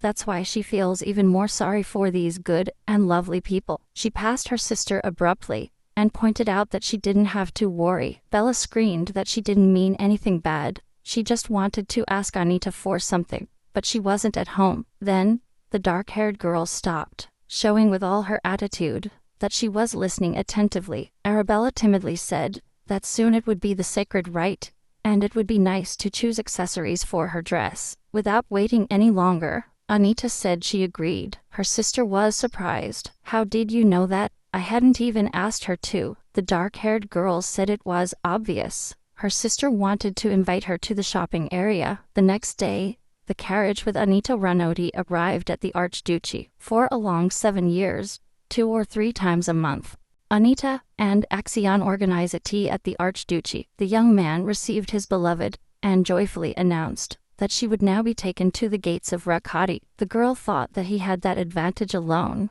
because in the future he would be part of this family. Suddenly, Anita said that Arabella was perfectly fine and felt great. The boy asked, "Why did he tell you?" He was saying that, first, the girl was stunned, and then she reminded her fiancé that the blonde girl had fainted here last time. He added that, of course, it was not contagious. I'm sure her fiancé had been surprised. The young woman apologized for not notifying earlier, and Action asked her if she was okay. She froze at the unexpected question, wondering if she looked so bad as to worry him. Anita smiled and assured him that she was fine, that she was not sick or tired. Suddenly, a scream rang out. Someone was insistently calling Mr. Action, and the young men turned.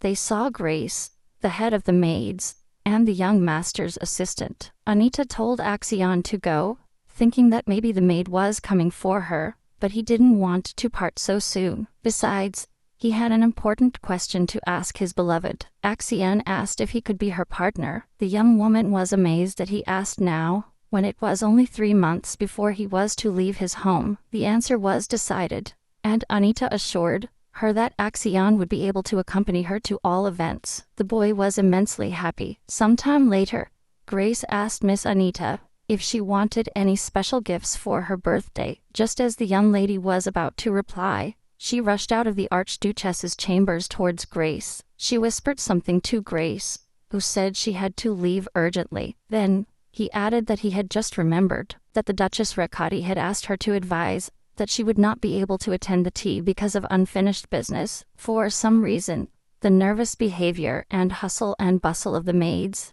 seemed suspicious to the protagonist. She wanted to check it out for herself. The maids didn't have time to react, when Miss Anita ran quickly to the Archduchess's chambers and slammed open the doors. He saw the sick Duchess Recati and apologized for his rudeness, but the woman kindly replied that nothing was wrong. When she started coughing heavily, Anita asked worried, how long she had been like this and what a disease it was. Action's mother commented that she was glad to see a familiar look, and as for the disease, doctors were unable to diagnose it. The girl suggested to seek help from the shrine or from His Majesty. Instantly, he thought about the nonsense he said. Everyone wants to get the Archduchess out of the way. The Emperor sees her as a rival, and the temple will want custody of Action by her divine power. The Archduchess told him again not to worry. He's already saved one woman. He could have died then. He noted that he lived a full and interesting life, and he doesn't regret anything. At that moment, the girl realized that apparently they loved her, gave her affection and attention, and she did not notice it. The protagonist firmly declared that she would not stand idly by watching the Archduchess turn off. A smile lit up the woman's face again. The Archduchess took the girl's hand and commented that she always knew that Anita was very kind. Then he said that he hoped she wouldn't tell Action anything, but the girl replied that she couldn't promise. Anita thought, on the way home, that the Archduchess's son has been doing paperwork for 3 years. So, the disease has been progressing for quite a long time. How terrible. Anita thought that the Archduchess might have believed that she was speaking on impulse, but she was serious. She doesn't say random things, and she is sure of her intentions. Now Anita knows what to do. All the important information is in the Archduchy's secret library. Axiom has to go there often, so he won't be able to hide from her that his mother is very ill. The young woman was wondering how to find a way to save the Archduchess, but nothing has been easy for him in life, so he accepted it a long time ago. A few days later, the Marquise Renaudy was telling her husband that she felt the Archduchess was growing distant. Her husband reassured her, insisting that everything was fine, that there was no reason to think that. He recalled that, when the Archduchess ceded matters to her son, there were similar fears, but thanks to that they got the relic. The Marquise assured that this time it was different. There was a tense atmosphere when she was usually fawned over by aristocrats. The Marquis calmed her down, saying that everything was fine. After all, only a man's wife had caused discontent and suspicion. In one of the gatherings, the Baroness commented on how lucky the Marquise was to have a daughter like Anita. The woman praised her intelligence and organization, and said that she could be great if she had attended the academy. The Marquesa complained that a negative aura had formed around the Renaudy family after the terrible reception of the Empress. The man observed that his wife had become too impressionable due to the impending event. Suddenly, a maid entered the room and announced that Miss Anita had returned.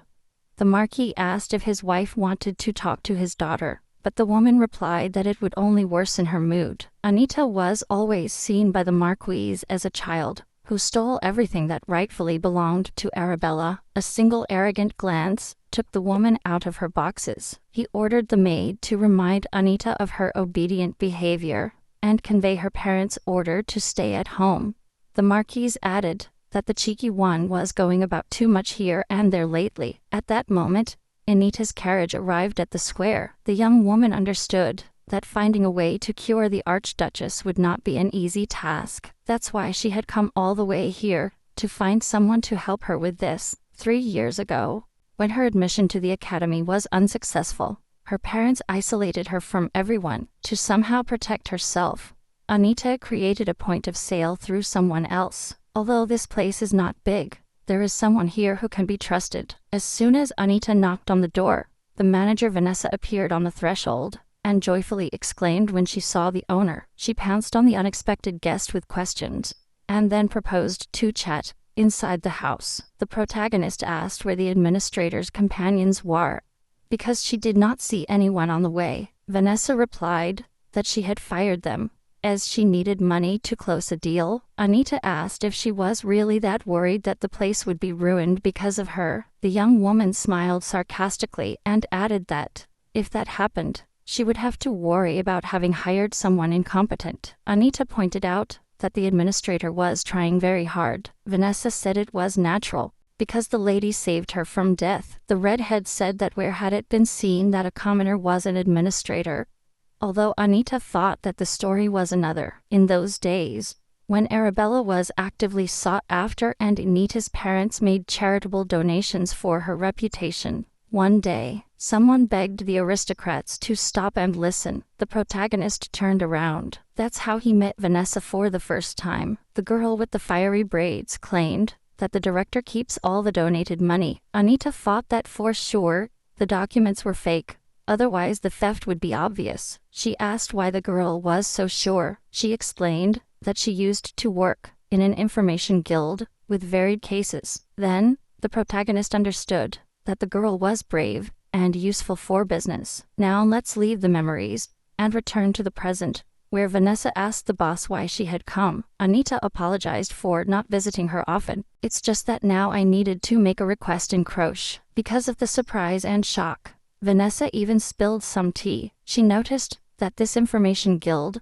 although it has existed for 15 years, is kept secret. Nothing is known about her. Anita said it was no problem. There was nothing to worry about, because she knew the crochet boss. Now the narrative transports us to the Duchy of Viceroys. Right at the door of the Duke's chambers was his personal assistant, Nate Rohane. He finally got up the courage and entered the room. Duke Roderick Viceroys asked him if anything urgent had happened. Well, his visit was unexpected. Then, the gentleman noticed a strange little baggie in Nate's hands. Without a word, he knew that she was destined for him. From the bag, he took out a jar, one he already knew from his past. Fury boiled instantly in the Duke, who demanded to know who had dared. The assistant, Nate Rohane, told him that there was something else in the bag, and handed him a piece of paper. The Lord unfolded it and read that there was only a plea for forgiveness there. Duke Roderick crumpled up the note and ordered that, on discovering who had delivered it, they should be informed at once. Nate reported that the woman who brought this uncovered her face at the reception. It was probably Anita Runoti. The Duke asked, "Is this the same one the Emperor talks about at every banquet?" He asked, "Does that mean the noble woman sent the message?" The master asked the assistant, "Are you sure it was Anita Runoti, and not someone similar?" Nate replied confidently that with such an appearance, there is no confusion possible. He has black hair and slanted eyes. The Duke specified, "Was the woman's eye color violet?" The assistant confirmed it. Then the Duke finally accepted it as truth. Nate added that at first he thought that the Emperor sent that lady, but he found no clues. Then the Duke's eyes lit up. He smiled and declared that it was the last chance. Nate asked what I was talking about. After the assistant's question, Roderick plunged into nostalgic memories and reflections. He thought he was very smart, but she managed to turn the tables on him. He never imagined finding such a girl in the El Puente Lake at midnight. The day they met, he asked her age, and she replied that she was 7 years old. Then Roderick promised her that he would help her if anything happened to her. Yes or yes, but in return, she would have to give him something that would be beneficial for him. Roderick believed that the girl had forgotten her promise. So many years had passed. The assistant was straight to the point. "Has the Lord ever met with Anita Runoti?" The Duke admitted that yes, but it was a long time ago. Nate thought he was just visiting the temple. He wanted to know more details and asked, "How many times did you see each other?" The Duke replied philosophically, "A man without secrets is not attractive." Then, he suggested going to the Christmas ball. The master declared that he does not want to be an adult who breaks promises, and Nate, sarcastic, said that the Duke is always right. Meanwhile, the protagonist is getting ready for the ball, with the help of Harry, her personal maid, but it turns out that the Marquis ordered to wear only pearls as ornaments. This causes Anita's displeasure. She interprets it as a prohibition to stand out visually. Last year, Anita wore a bright red dress with pink roses and gold embroidery, which contrasts with her current look. This year, they have prepared an ivory dress for her, decorated exclusively with pearls. Ari comments that the color suits her, but the dress looks worn. He thinks it's more to go to the temple than to the dance. The protagonist remembered when, preparing for this dance, she went shopping with Arabella in a jewelry store. The sisters liked a piece of jewelry, and Anita was ready to give it to Arabella, but she suggested looking for another necklace with a similar design, and that's how the idea of wearing matching jewelry at the Christmas ball came about. But when Anita came out of her bedroom, she collided with the surprised look of her sister. The protagonist sighed with sadness, because due to her father's prohibition, she could not wear the necklace that her sister chose. Anita asked Arabella if she was disappointed that she did not wear the jewel, but the young woman assured that everything was fine. The heroine did not understand what that meant, what exactly was right. Anita demands explanations, and asks if Arabella means that she doesn't need to wear the same necklace as her sister, or is she just glad that her sister wasn't scolded? Anita doubts Arabella's intentions. Suddenly, the mother runs up and attacks the protagonist, asking her if it was necessary to take so long to get ready and keep everyone waiting. Anita responds with irritation, asking if, in the marquis's opinion, perhaps she had been getting ready. Arabella was watching the growing conflict between her sister and her mother, and she suddenly turned pale. Fortunately for Anita, the marquis's attention was diverted from her to her beloved daughter, and she asked with concern what was wrong with her face. The girl stammered that she was nervous before the dance. The marquis advised Arabella not to compare herself with her sister. He pointed out that his beloved little daughter was too emotional. It would do her good to be at least half as callous and cold as Anita at such times. The protagonist thought about why she had to listen to all that. Arabella admires Anita, despite the conflict, and almost inaudibly whispered apologies to her sister. Anita was in shock. He understood that Arabella was saying it secretly, so that the marquis wouldn't hear, and wouldn't start another one of her scenes. Arabella was trying to calm her mother, when suddenly a carriage arrives at the house. He is the young Archduke ActionToon. Everyone was stunned by his appearance, because it was totally unexpected. Suddenly, the mother said that, apparently, the young man was there to accompany Anita, so she allowed it. The protagonist was surprised, and thought it was a strange behavior for her mother. Alone, Anita asked the boy what was wrong, why he had come suddenly. Axion confessed that he wanted to give his beloved a surprise. Then, he handed the girl an impressive hairpin, and adorned her hair with it, black as coal. He said that it was a gift from someone who intends to accompany her, despite having come of his own free will. Meanwhile, Arabella and her mother were already traveling in a separate carriage to the imperial ball. The marquis thought that at least the young Archduke had no intentions of breaking ties with Ranodi. The woman was furious with the situation. If he had known that this would happen, he would have warned the lackeys. Mentally Khan concluded that it was a mistake to allow that vermin to attend the dance. Meanwhile, Axion and Anita, together in a carriage, are also heading to the imperial palace. Axion confesses that he is terribly embarrassed. Then, Anita decides to start a conversation and distract him. She throws a direct question. Did he know about the Archduchess's illness? Axion responds with another question, intrigued by how Anita has found out about that. You can tell it's a crucial secret. Axion admits to being sure that His Highness believes that he ignores everything. The girl confesses that the Archduchess does believe it, but she knew instantly that it was not true. Then Anita asked if the young man found Ashit's tears, but the answer was negative. He assumes that this ancient artifact is with other antiquities, but he already found a clue in the Empire. It is known that if you use this device, you will be able to relive each next day as if it were the previous one, and live like that for the rest of your life. Anita reveals that she also searched for the artifact, but was unsuccessful in her search. Therefore, he warned the boy to act cautiously, and promises not to put himself in danger. So the protagonist and her fiancé arrived at the palace. Suddenly, someone called them. It turned out that a servant was running to the Archduke to announce that His Highness, the Prince, had sent an urgent message, ordering it to be delivered by hand. The letter probably contained something important and crucial. Axion asks the servant to tell the prince that he received the letter. Then he invites Anita in. In the lobby of the palace, The protagonist saw two snakes intertwined by their tails, and thought it was a worthy symbol for the imperial family. They symbolize wisdom, and at the same time cunning, which fits perfectly with the emperor. He once mentioned that Anita Ranoti has a good relationship with the Archduke's family, and her origin, from one of the 5 most influential families in the empire, inspires respect. Axion smiled and asked the girl if she didn't like that statue either. Anita recalls how, as a child,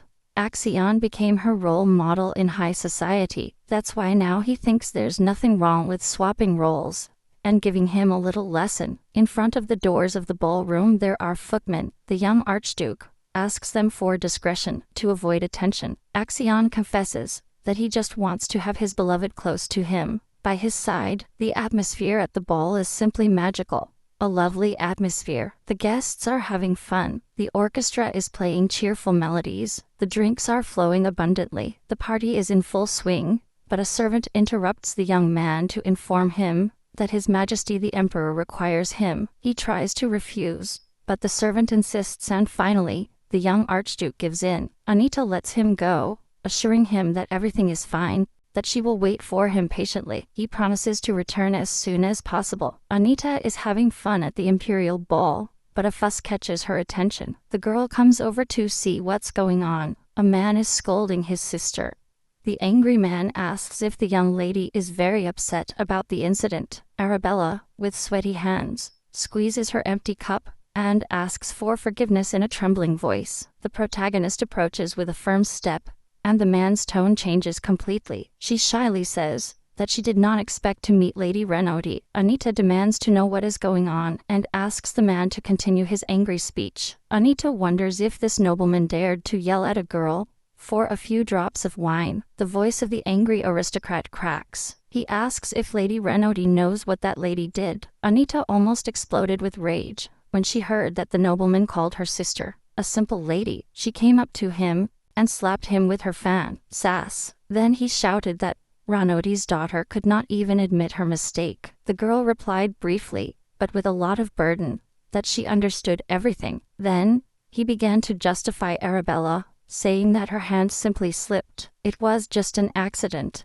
Then he added that now what interested him most were the actions of the man who asked what he meant. The protagonist asked him, shouldn't he apologize for what he did? It sounded not like a question, but like a sentence, after which a gnashing of teeth could be heard. The man hung his head guiltily, but Anita, briefly and ominously, declared that he should bow more. He increased the angle of his inclination, but it was not enough. The girl demanded again to bend down more. Then the nobleman's voice broke into hysteria. How could he humiliate himself even more? There was humiliation, anger and helplessness in that question. Anita asked the master of Count Lydet's family if he had been paid for this, and contempt resounded in every word. The young woman whispered with a latent threat that she knew the man's gambling debts, and that no one would help him solve them. It was a trap that had already been closed. Suddenly the man noticed, with a faint and choppy whisper, that he now understood that everything had been his fault. His bitter recognition was accompanied by the words of Lady Renoti, who clarified that he seemed not to know that he was just a pawn, easily disposable. Suddenly, with an icy tone, the protagonist pronounced an ultimatum. If he wanted to be forgiven, he had to kneel. This is not a request, it's an order. The man, stammering with shame and confusion, turned to Lady Renoti. Suddenly, the intervention of a male voice interrupted the nobleman, asking, "What is going on here?" The guests present look at each other. Anita let go with a sneer that it was about time she showed up. And so, at the center of the scandal, the Marquis Euclid appears. The crowd of curious people around him begins to murmur. It turns out that the Ranoti family entrusted the accompaniment of Arabella to a close relative. However, it is not understood why this man simply stared until now. The protagonist told the Marquis with an indignant tone that, no matter what the relatives do, she cannot ignore it. Thus, the girl hinted at the guys in action during the scandal. I was trying to keep my composure, but there was a tone of defiance. Arabella tries to calm her sister down, assuring that she is already well, but she was obviously still upset. The Marquis, with an arrogant smile, sarcastically noted that he did not even suspect that Lady Anita considered Lady Arabella her family. Anita replies yes, then takes Arabella by the hand and leads her to the balcony. Arabella tries to keep up, but his voice trembles with surprise. He's trying to stop his sister, but the girl, without looking back, blurts out that Arabella must be quiet, because her sister wants to talk to her alone. Thus, the bustle of the dance was left behind. Anita asked Arabella if she really believed that the Marquis had come to help. The girl thoughtfully said that she doesn't even know him, and that's family. Anita interrupts her and claims that he did not appear today by chance, nor did he take Arabella's side for nothing. Suddenly, Arabella changes the subject, saying that Anita called her a family member just to look good. With a sad voice, he remarked that only a year ago, I would have been kicked out of here just for being present. There is the pain of an outcast in her voice, who still feels like an outsider in her own home. The girl confesses that, unlike Anita, she did not grow up in this world, and years later she is at such a dance for the first time. He added that he doesn't even know how to properly hold a cup. Anita suddenly softens, and with a kind smile, comments that she was like that once too. She remembered how at her first reception, she spilled tea on Countess Xavier's dress. It was an unexpected revelation. Arabella suddenly becomes animated and bombards her sister with questions. How does she know about Lady Xavier? Anita smiled softly. It wasn't strange. She was a noble woman of her age. She laughed and said that her sister was not the only one who felt uncomfortable with her. The tension dissipates. Arabella sums up that her sister is right. Both belong to the Ranoti house, no matter how difficult it is. Suddenly, the protagonist warns her sister to be careful with the Marquis, because his interest in Arabella is suspicious. In Anita's eyes there is no anger, but concern, while fragments of thoughts flutter in her mind. Now that Arabella appeared, the younger sister could see it as an opportunity. The protagonist reprimanded herself for not having thought before that someone should appear to help Arabella, but the Marquis Auckland appeared too soon at the ball. He knew about the presence of the first daughter Ranoti. Moreover, Arabella reported that the Marquis offered to accompany her. The pieces of the puzzle form a terrifying picture. Anita understood that what happened was not a coincidence. Suddenly, Anita dropped the 20th. Arabella had understood her a trap. It was part of a Machiavellian conspiracy. Then he asked his sister if she was not doing what she should, but Arabella didn't even understand Papa what he was talking about. But Anita, instead of explanations, blurted out to him, "Why do you believe everything I mean, especially after the incident? Is it because we are family?" Arabella's response sounded unsure, as if she barely realized that she was surrounded by wolves in sheep's clothing. Without letting her finish, Anita confessed that anyway, she would defend her with a cloak and sword. Although they were not blood sisters, Arabella revealed her pain. He felt an emptiness, knowing that his old family was moving on as if nothing had happened. The girl assumed it was because she realized that she was a burden to them, a hindrance in their way. Now Anita understood why her sister did not visit her family. Arabella said that, "If I had grown up with Anita, I would be like her." Arabella dreamed of organizing tea parties together, choosing dresses, and spending hours chatting non-stop. The girl asked if Anita had ever thought about that. But mysteriously, the question remained floating in the air. After a while, Anita and Arabella decide to return to the living room. Suddenly, they become completely paralyzed. They run into the Marquis Auckland. With compassion, he extends his hands to Arabella and tells her that he found out about what happened. The lady expressed her regret, but Arabella, with a slight smile, claims that she is fine now. Besides, I was with Anita. The Marquis looked condescendingly at the young woman, and with a surprised tone pointed out that Bella should have said that she arrived with her sister. Anita kept thinking, is her presence at the dance that important? Why should your sister inform the Marquesa about that?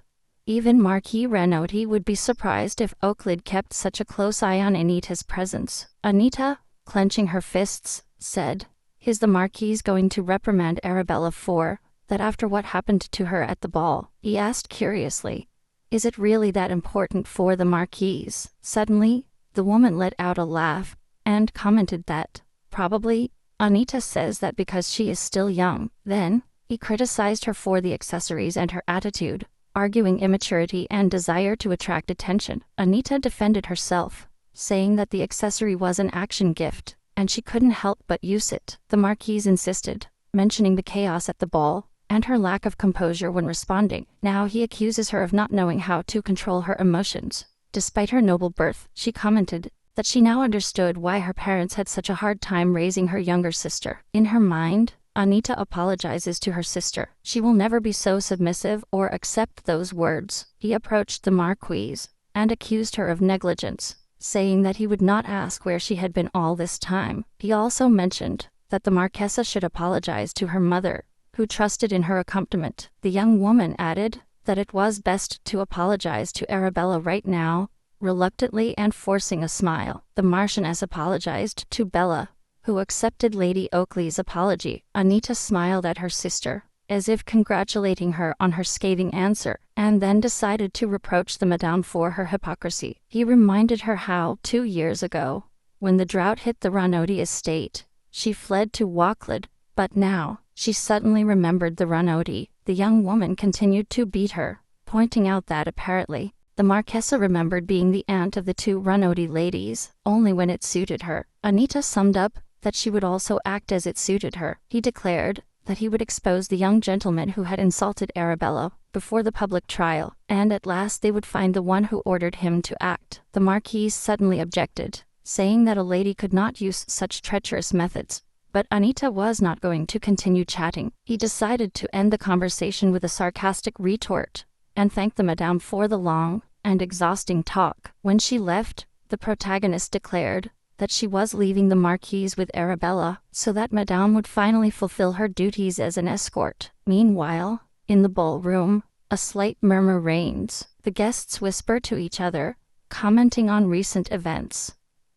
Someone throws a disturbing question into the air. Could it be that the Duke hasn't responded yet? Others comment that 13 years have passed since the disappearance of the Duchess, and he went into hiding, living as a hermit in her mansion. Suddenly the doors of the drawing room burst open, and the figure of Duke Roderick Beatrice appears on the threshold. The murmur grows. Questions are heard.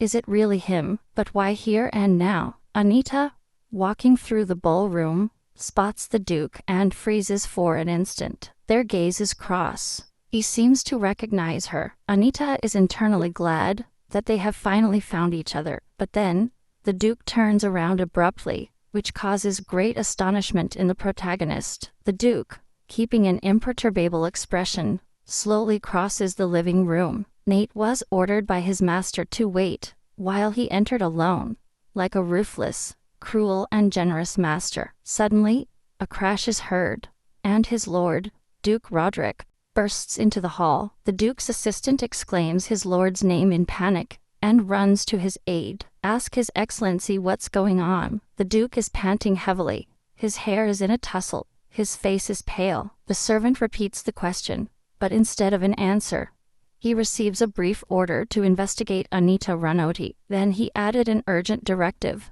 that Sombra should be summoned immediately to his presence. As soon as he returned to the mansion, Nate objected that was impossible, since the main investigation had already concluded, and nothing special had been revealed. He reminded the gentlemen that they should be cautious, as the reason they were away from high society was only because they were still looking for the lady. The Duke declared that there was no need to be cautious, because that was precisely why he had created the guild. The assistant clarified that Lady Anita is of a different age, 17 years old. Also, her birthday is in November, more than a year apart. The gentleman replied that he had not thought about it before, and then admitted that at the dance, he saw something that he should not have seen. And in the ballroom the rumors continued. Someone used to think that there was only one duke in his country, who turned 18.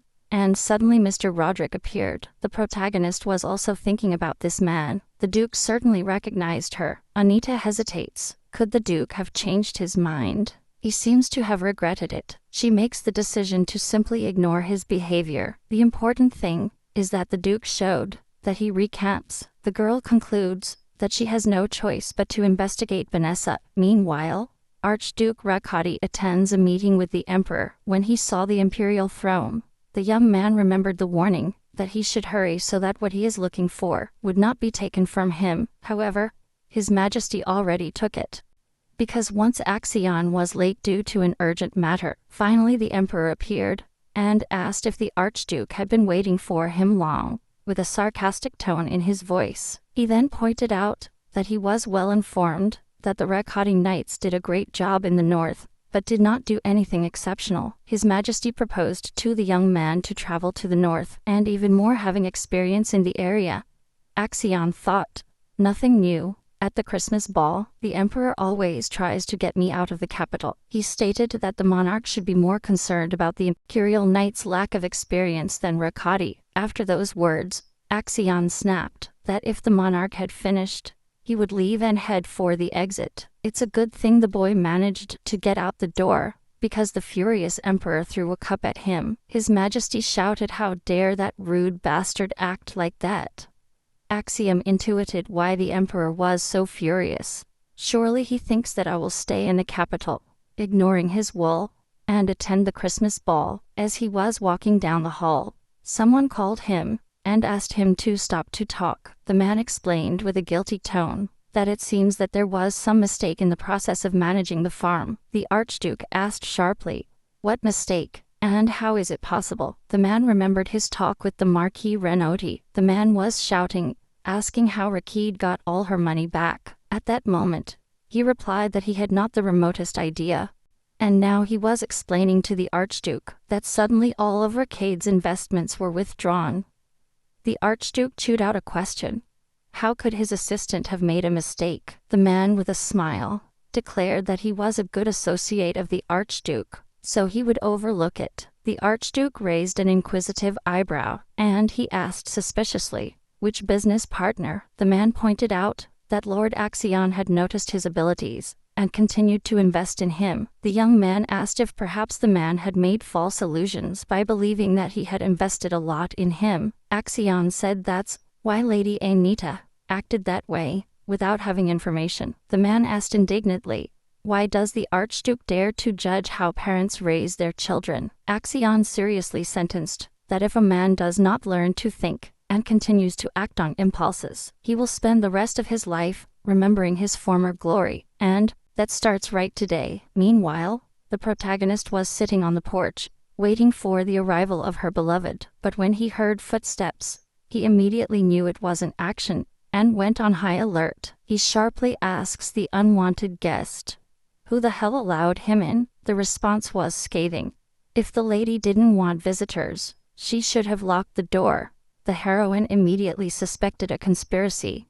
Probably a plan hatched by the Marquises. Surely they are trying to spread rumors about Lady Renoti's infidelity, so that the Rakati family breaks off the engagement. Mentally, she noted with disgust that it was horrible to use such a dirty trick against her own son. It is a very effective method, yes, but it is strange that the young man has agreed to participate in this. The young woman knew that rumors of an affair with him would be disastrous. Anita thought that Mrs. Oakleaf was keeping an eye on what they were going to say. How strange that he uses his son to involve Anita in a scandal. The Marquis asked if she liked to humiliate him so much. What a bold question. What if Anita's fiancé sees them together? At that moment, footsteps are heard, and the balcony door opens. Axion enters and finds them, his beloved, next to Marquis Oakleaf. She, in shock, only managed to say the name of her fiancé, and the Marquis was smiling. The tension was palpable, the scandal imminent, but Axion asks if Anita has eaten. She replies no,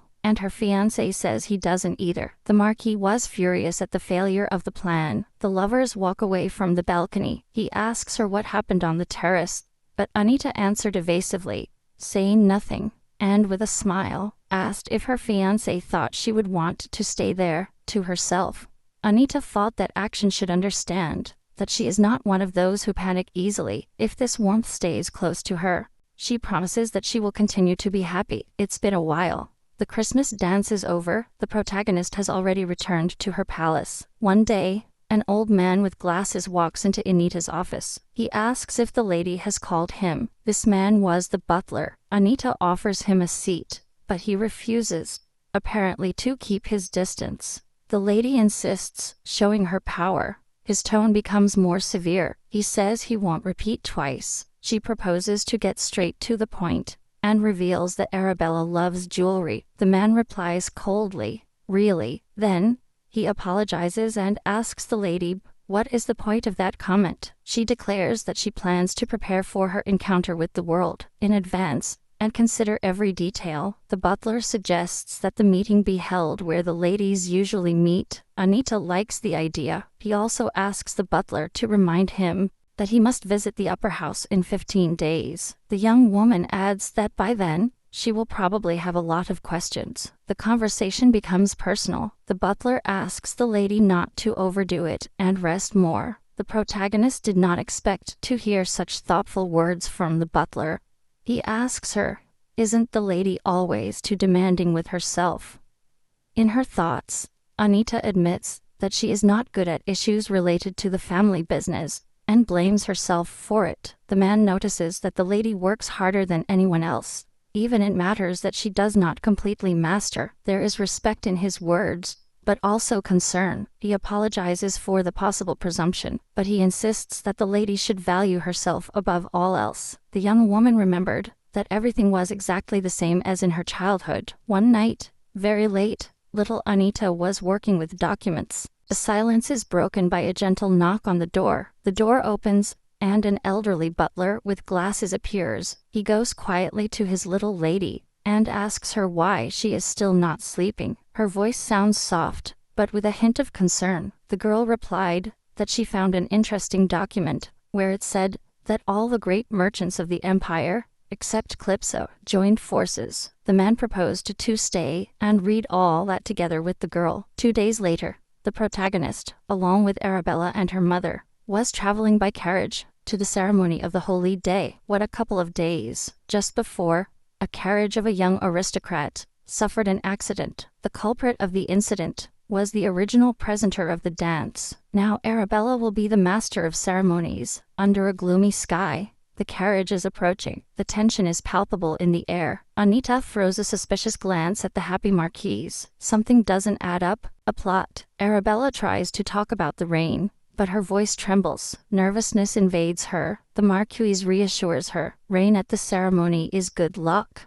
Shinsu lived in a lake. Anita sees the confusion in her sister. Apparently, there are secrets that were not told to him. Finally, the carriage stops. The protagonist is the first to descend, but the marquis, surprised, asks, "Why is Anita going ahead?" The lady was outraged, which is not surprising that such strange rumors are spreading. The woman added that she had been very disturbed, and Anita asked her to clarify what rumors. It turns out that everyone mutters that, of all the relatives of the Ranodi family, only Anita looks different. The marquis stressed that nothing will change, no matter how Anita behaves. The young woman replied that she remembered something like that, because she dismissed a maid who was spreading similar rumors on the estate. Then, Anita felt curious. Why was his mother worrying about this just now? But the marquise frowned, showing that she did not understand her daughter, and declared that she simply remembered him. Now, Arabella decided to talk to her mother. She asks her mother, will everyone around her really be watching the ceremony? The marquise replies to Bella that everyone here is people like her,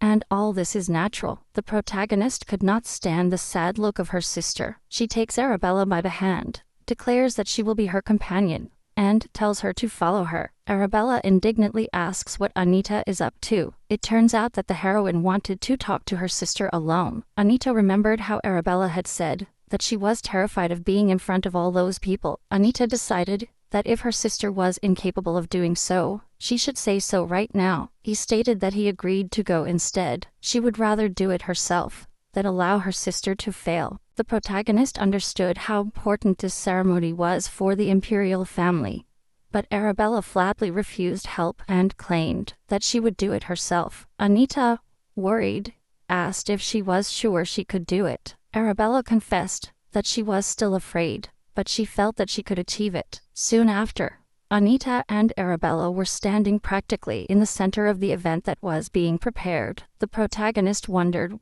why everything was so strange and noisy around her. The girl heard someone's exclamation that it was a great honor to greet the Duke. Someone present noticed that he had seen Mr. Roderick at the ball the night before, but did not have time to speak. Anita was in shock that the Duke had arrived. Did he decide to end his isolation? Anita concluded that the Duke had come to make it clear to her that he definitely rejected her. Thus, the ceremony began with the Emperor thanking everyone who had attended.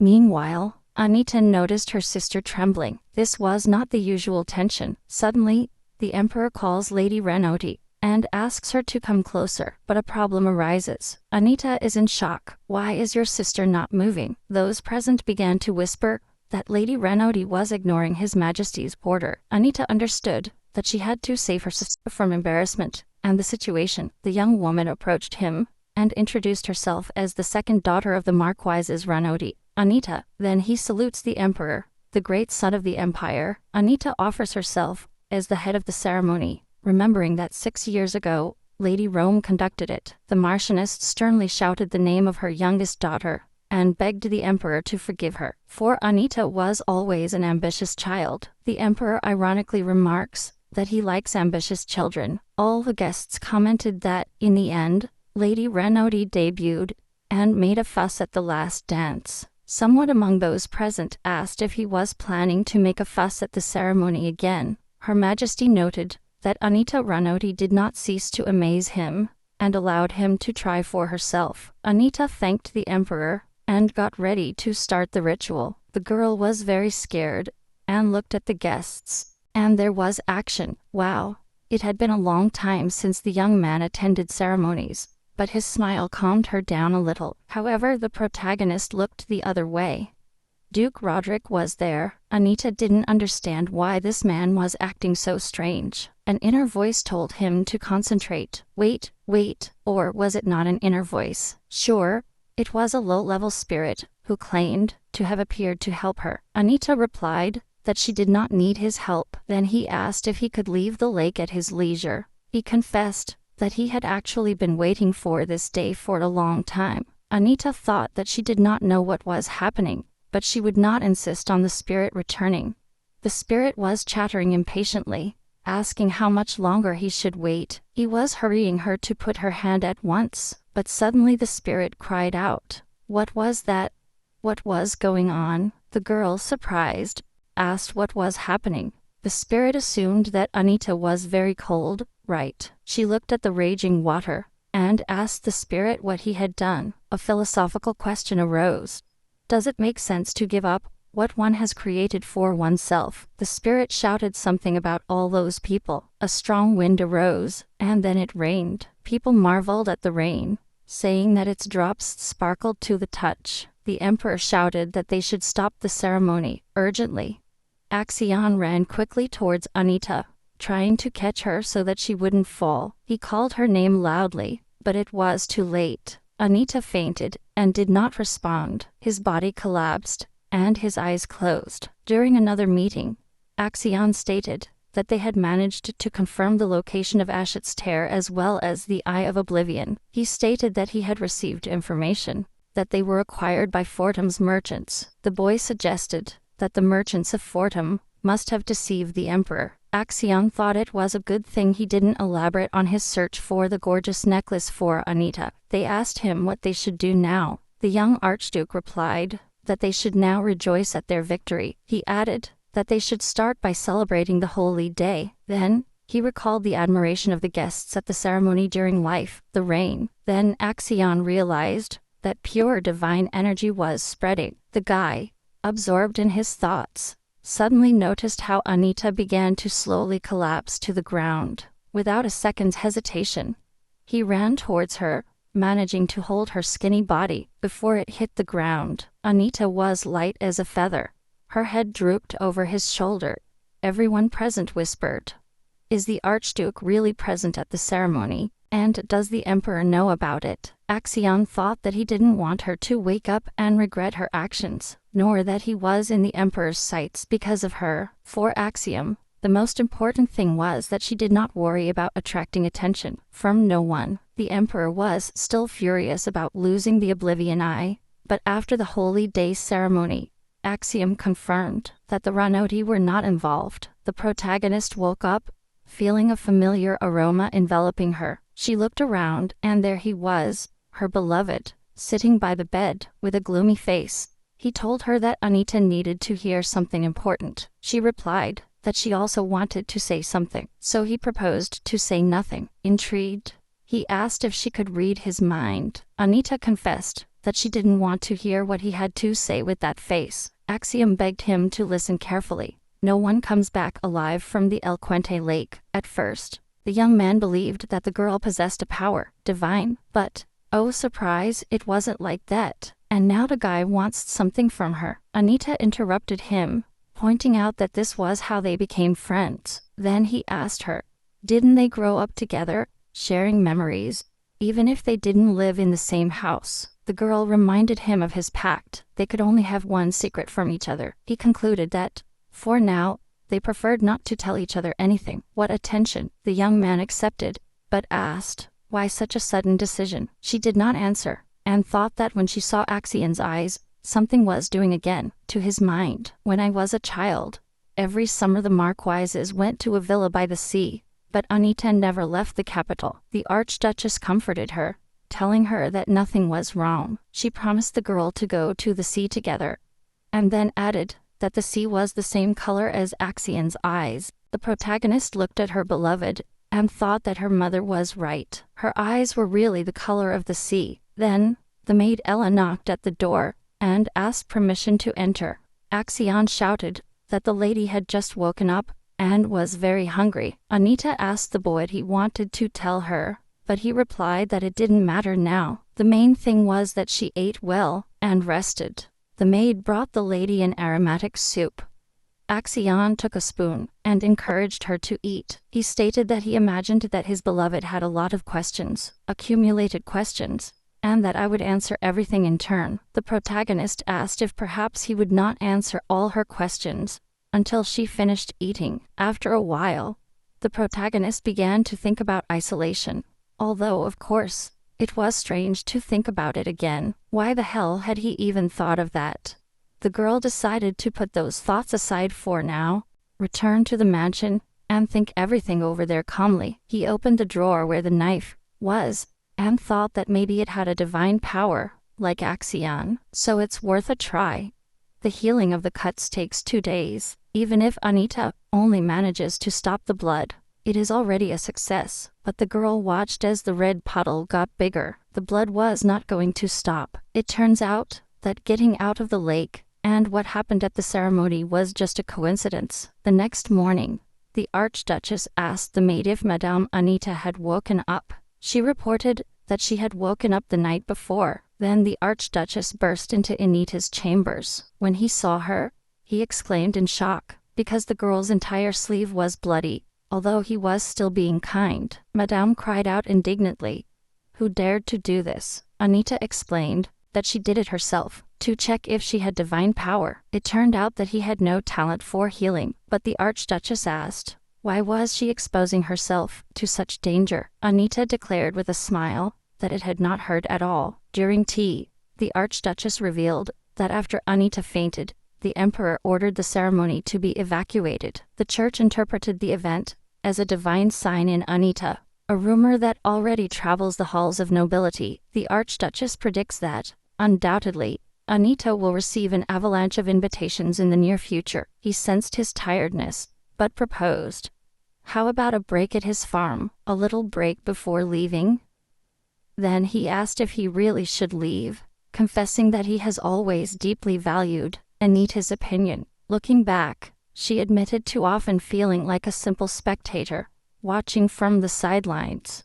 Anita calmed her down, assuring her that she would never have loved her so much if Her Highness had been just a spectator. He was grateful for the invitation, but claimed that it was late, and he had to return home. Duty was calling her. She appreciated his care, but unfinished business and urgent medical treatment demanded her at home. At the farewell, the Archduchess begged Anita not to hesitate to contact her if any problems arose. While Axion was helping his beloved to get into the carriage, He asked her to wait for a second. He gently kissed Anita's fingers, begging her not to forget that someone cares about her, and confessed to knowing something about a story. Soon after, Anita returns home, and her mother expresses her displeasure that her daughter was at the Archduke's mansion instead of under his supervision. The Marquis refers to the mansion as alien, to which Anita replies brusquely that it is a significant place for her, linked to her childhood and future. Anita recalled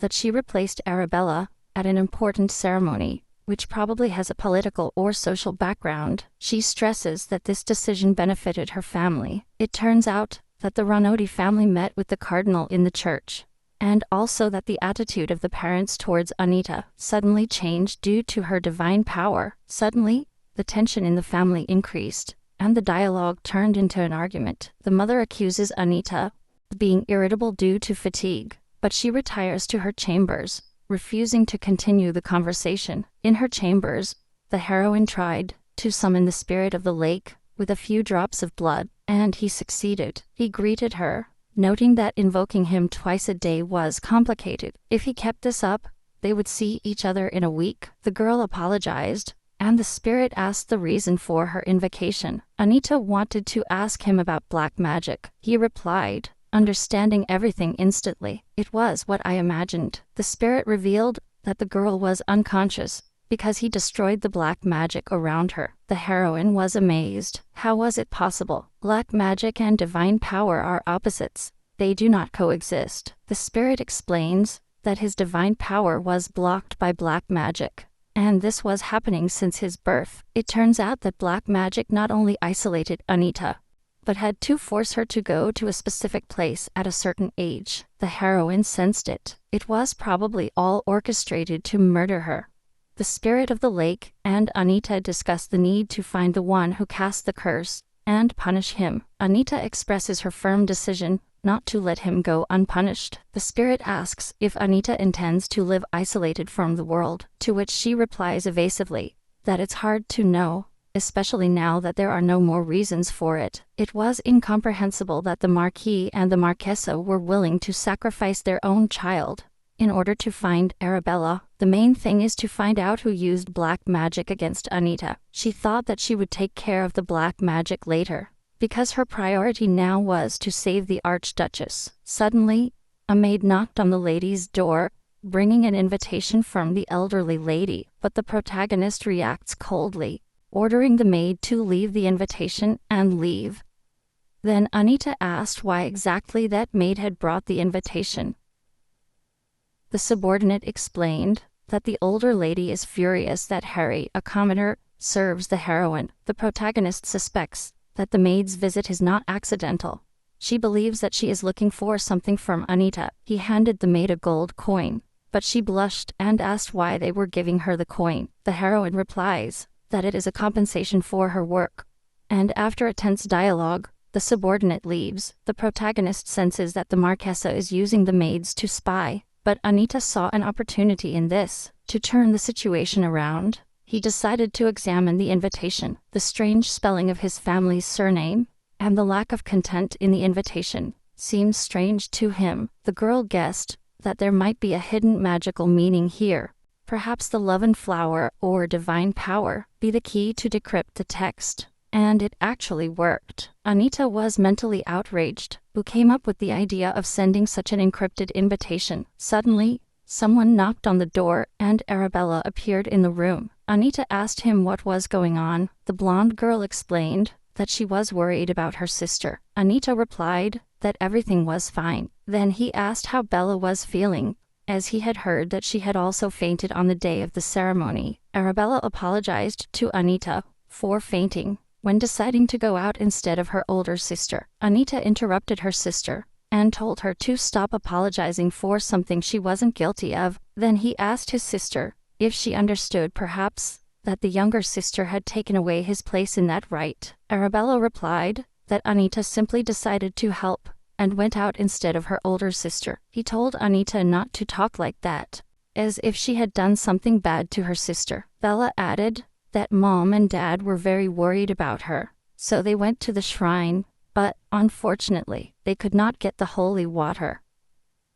Anita responds with irritation to Arabella, telling her that she is very naive for believing in her parents' good intentions. He explained to her that the rumors about his divine power had spread all over the capital. The protagonist assumed that the rumors had also reached the shrine. He then explained to Bella that no person with divine power had been born in Axion in the last 300 years. Moreover, Axion is the heir to the archduchy, and Anita is not from the imperial family, not the daughter of an archduke, not even a duke, but only the second daughter of a simple marquis. Then, he asked Arabella to think carefully and answer if it was true that her parents went to the sanctuary out of concern for their youngest daughter. He asked Arabella if it didn't seem to her that they just needed to close a deal. Arabella denies Anita's version and proposes to prove that everything is not as her sister thinks. Anita understood that it was useless to argue, since Arabella did not want to admit the truth, and after receiving permission to leave,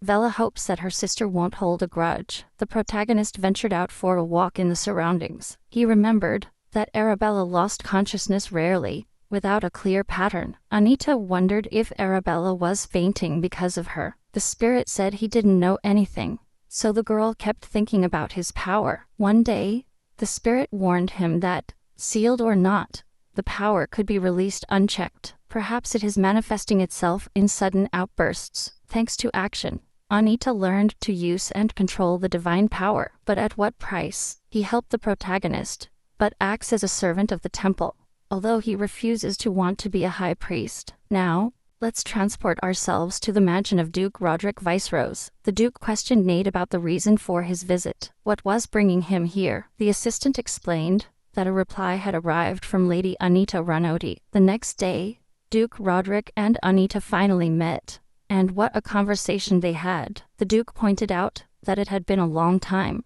and Anita confirmed that it had been 10 long years. Roderick admitted to doubting Lady Renoti's abilities, but surprise, he deciphered her letter. The protagonist comments that it was not an easy task, so she wants to make sure that she understood it correctly. The Duke asked what she thought she was saying, and Anita declared that the Duke needed her divine power. Roderick confirmed that this was exactly the case, and Anita immediately understood his hidden intentions. He explained that the holy relics in his possession rejected the power of people of imperial blood. The Duke added that for that very reason, the archduchy's blood had not worked. Moreover, all this is top secret, and she can't ask the temple for help, so only Anita's unique power serves, and the Duke will give her his talent for obtaining information. The girl confirmed that this was the case, because she is looking for Ashit's tears. Roderick smiled maliciously, and said that it is difficult. It is very difficult to find these artifacts. Anita frowned, and asked if that was a no, but Roderick flatly denied it. He added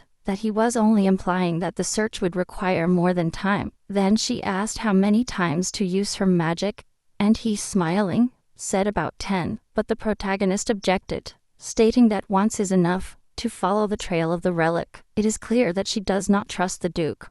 She is afraid that she will be exploited, and wants clear conditions. Roderick asked him to give himself, because they will find the relic, but 10 times could be few. The girl sighed with annoyance, and sentenced that they should stop in 15, and demanded that she promise that, if next time she needed help, the Duke could not refuse her. He accepted, and Anita added that she had a little problem. It turns out that he has no idea how to transfer divine power to another person. The Duke let out a laugh, said he shouldn't worry, and opened a chest where Ariadne's lamp relic rested. Suddenly, Roderick confessed to Anita that they have nothing in common that could generate confidence. That's why he decided to reveal his weakness to her, that he is looking for a wife and a child. Apparently, the Duke's real motive is not power, but family. This changes everything. Gentleman Rick Elmond, Mr. Action's subordinate, presented himself to him. He told her shocking news. He learned, from an informant close to the Duke,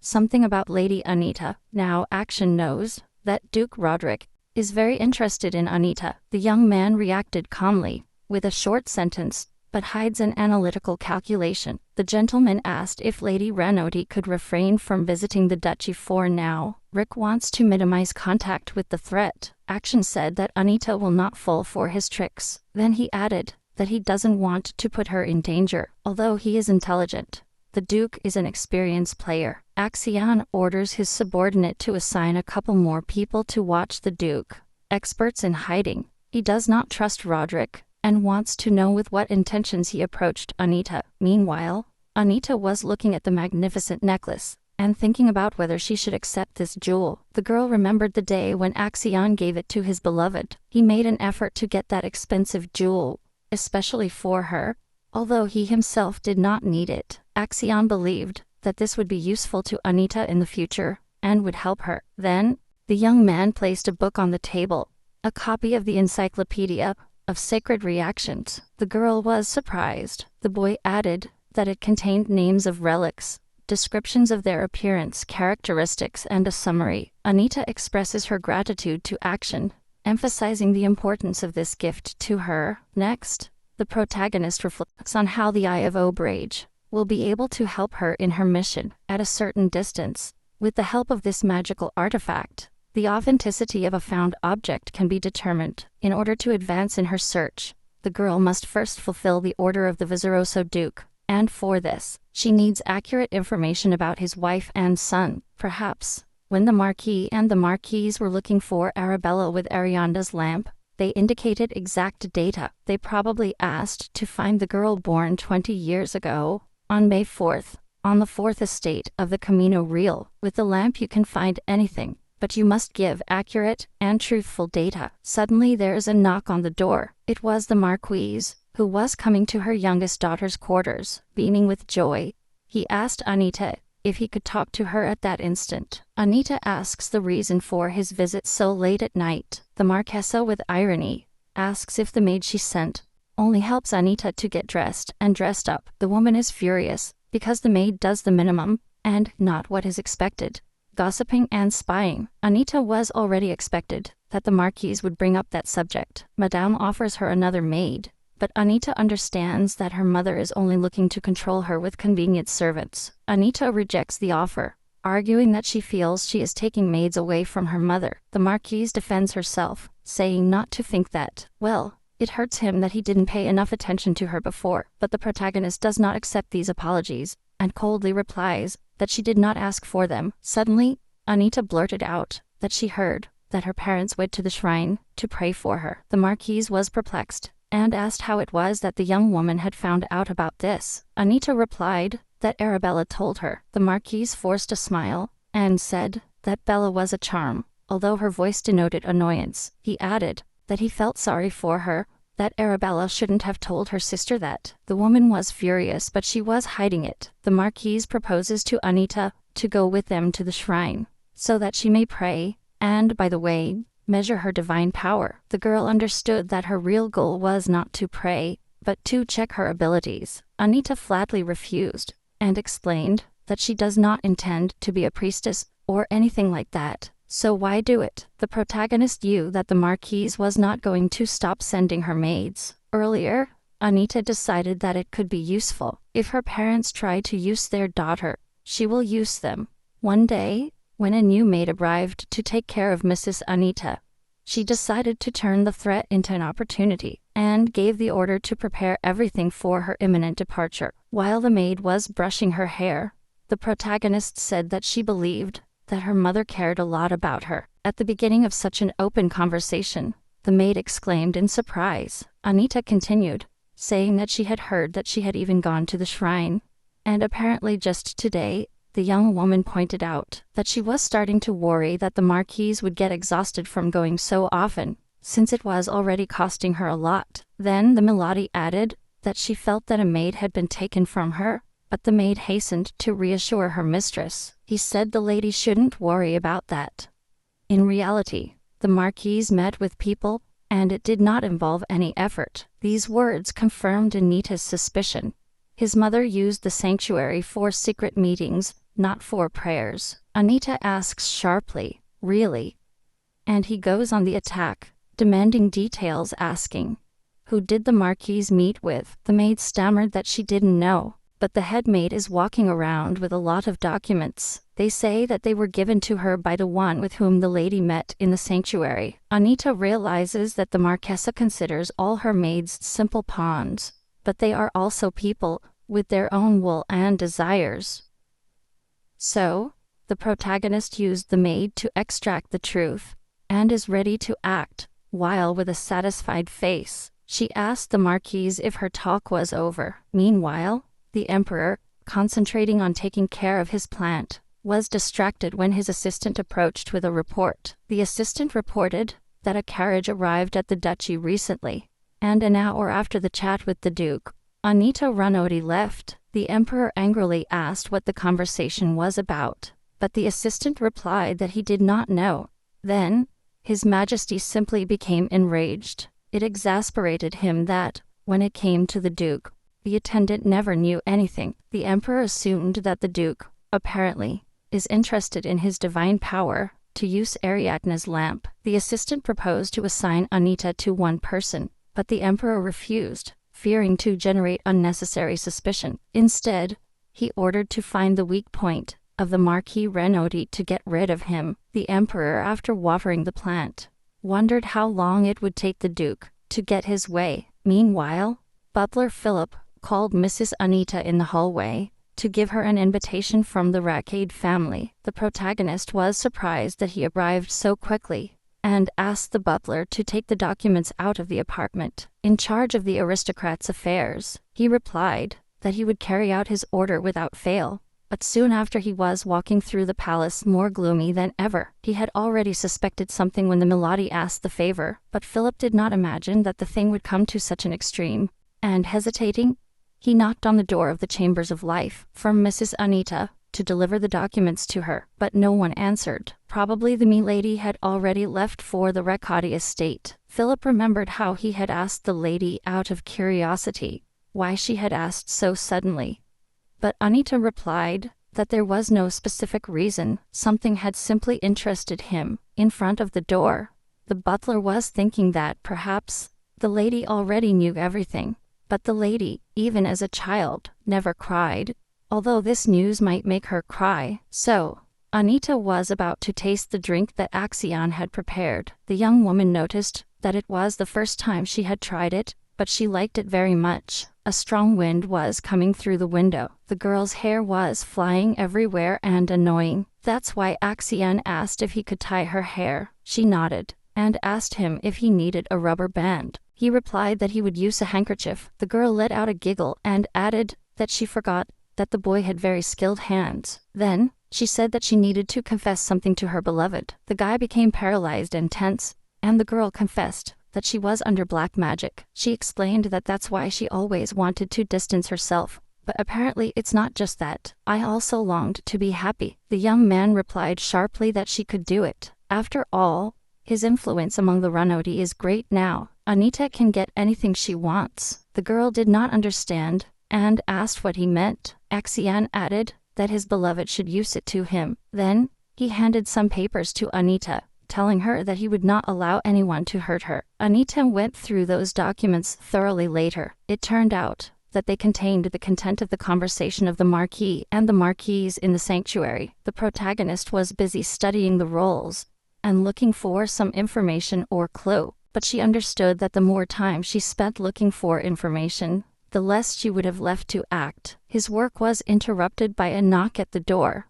It was the butler, who addressed the lady cautiously, and he informed her that he was bringing the documents that the lady had requested. Then she added, hoping this wouldn't hurt her too much. She replied briefly, ordering him to hand over the papers. Philip reluctantly obeyed. The girl glanced at them quickly, and with fury, she sentenced that she already knew. These people are worse than trash. A grimace of incomprehension was drawn on Philip's face. Anita dismissed the butler, telling him that he had done an excellent job, and that he could retire. Then he asked himself, was this why the butler was so worried? From the documents, the protagonist found out that the sanctuary would take her guardianship. She also explained that, as Anita was not yet of legal age, her parents made all the decisions for her, hence the urgency of solving everything. Attention! Arabella's engagement ceremony will not be officiated by a simple priest. He will be the high priest himself. In exchange for ceding control of Anita to the sanctuary,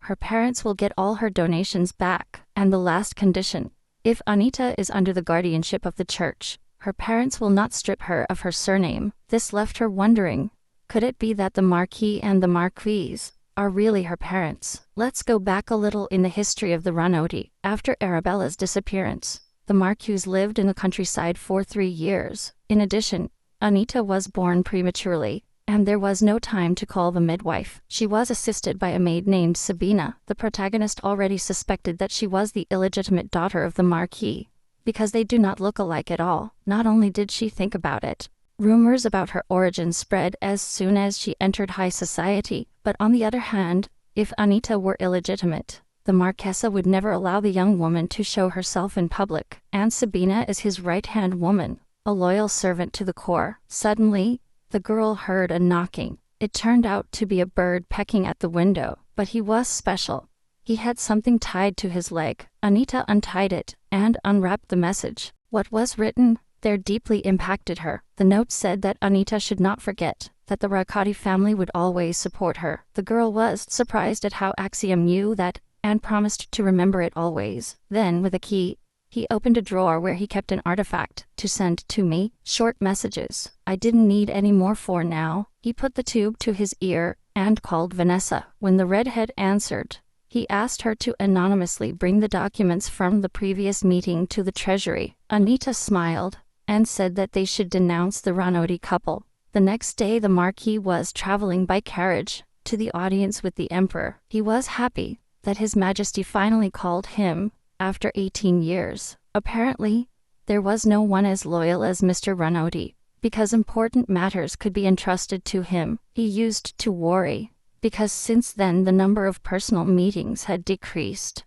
As you can see, it was in vain. In fact, if it were not for the bonuses, the Marquis would not have escaped punishment for tax evasion. Then, the Marquis arrived at the Imperial Palace and greeted His Majesty. The Emperor accused the Marquis of tax evasion. The man justifies himself, explaining that he had to evade taxes to finance the search for Arabella. He added that he had to make donations to the church to get Ariadne's lamp. The Emperor does not accept excuses and accuses the Marquis of breaching his duty. In response, the Marquis offers to cede all his assets to the imperial family in exchange for forgiveness, but the Emperor remains adamant. He will not give in to pleas. He orders the Marquis to leave the capital and head to his estate, forbidding him to return without permission. Lord Ranoti begs His Majesty to reconsider.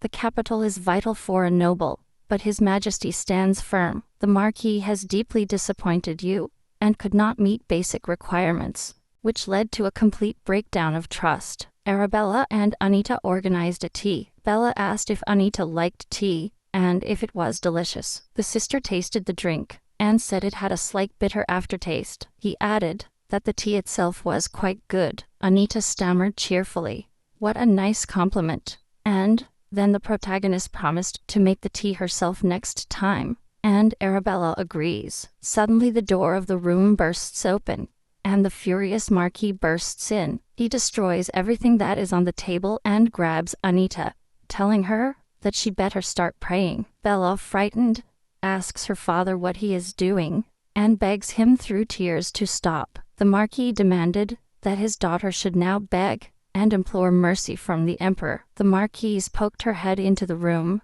and asked what all the fuss was about. The scene of her husband angrily yelling at her youngest daughter was presented to her, and the eldest daughter meanwhile flutters around him, begging her father to stop. Suddenly, the Marquis raises his hand to hit Anita, but he does not realize that Arabella is nearby and accidentally hits her. Naturally, the parents screamed in shock when they saw their daughter fall to the ground. The Marquis started asking him how he was feeling, and the Marquis was asking for forgiveness, insisting that he made a mistake. Bella declared that, from now on, that would not be enough. He added that his sister also suffered. She hit herself hard with a chair and could have broken her arm. The father indifferently commented that bones have the ability to heal, and the mother stammered worriedly that her beloved daughter's cheek had swollen.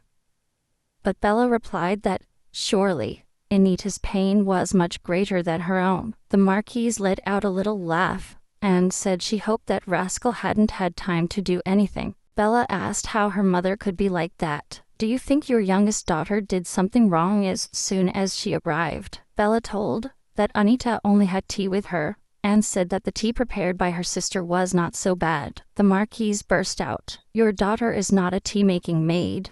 Anita took a deep breath, and Serena begged her sister to leave. The Marquise told Anita not to dare to give orders to Bella. The light-haired young woman begged her mother to stop screaming at her sister. Furious, the woman demanded to know what Anita had said to Bella to make her behave like this. He then urged Bella to notice Anita's coldness, despite her supposed concern. Alone with her parents, Anita lodged a rhetorical question. Would it matter if I disturbed them? Then, turning to her father, she inquired sarcastically if he would object. The Marquis longs to give Anita crucial news, but the Marquise prefers to discuss it with her first. The man shouts that it is urgent. Suddenly, Arabella appears, and the tone of the parents turns sweet and kind. The blonde announced that she called a doctor for Anita, as she also needs treatment. The protagonist, furious at her sister's useless action, decides to talk while the doctor checks Anita. Arabella was satisfied,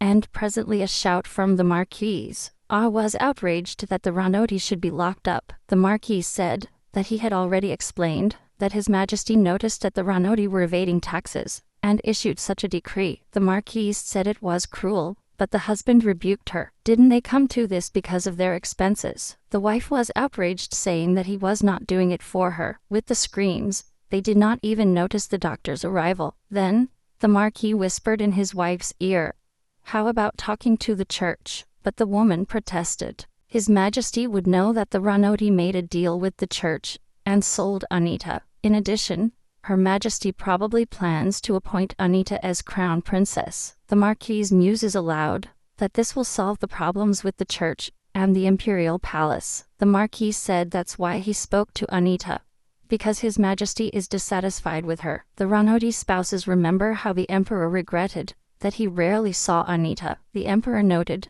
that she has not yet made her debut in high society and proposed to bring forward the debut of his youngest daughter. The Marquis sighed with relief. The Marquis said that now that the doctor has left, he will leave too, and Anita was rude to her mother. The Marquis said that he will take the opportunity to teach the insolent one a lesson. His wife replied that she trusts him. The Marquis said that before raising an important issue, he will point out that he heard that his daughter was rude to her mother. Mentally, Anita accuses her father of aggression, who from the very beginning behaves aggressively. Did the Marquis want to scare her? Is it so hard for you to put your head down and ask for something? Anita thinks about it. The Marquis, with a stern voice, tells her that there is a reason for her to dress to and eat op paramente. The protagonist interrupts her father, add more calmly that everything is in perfect order. The Marquis, bewildered, asks his daughter what she is talking about. What does all this mean?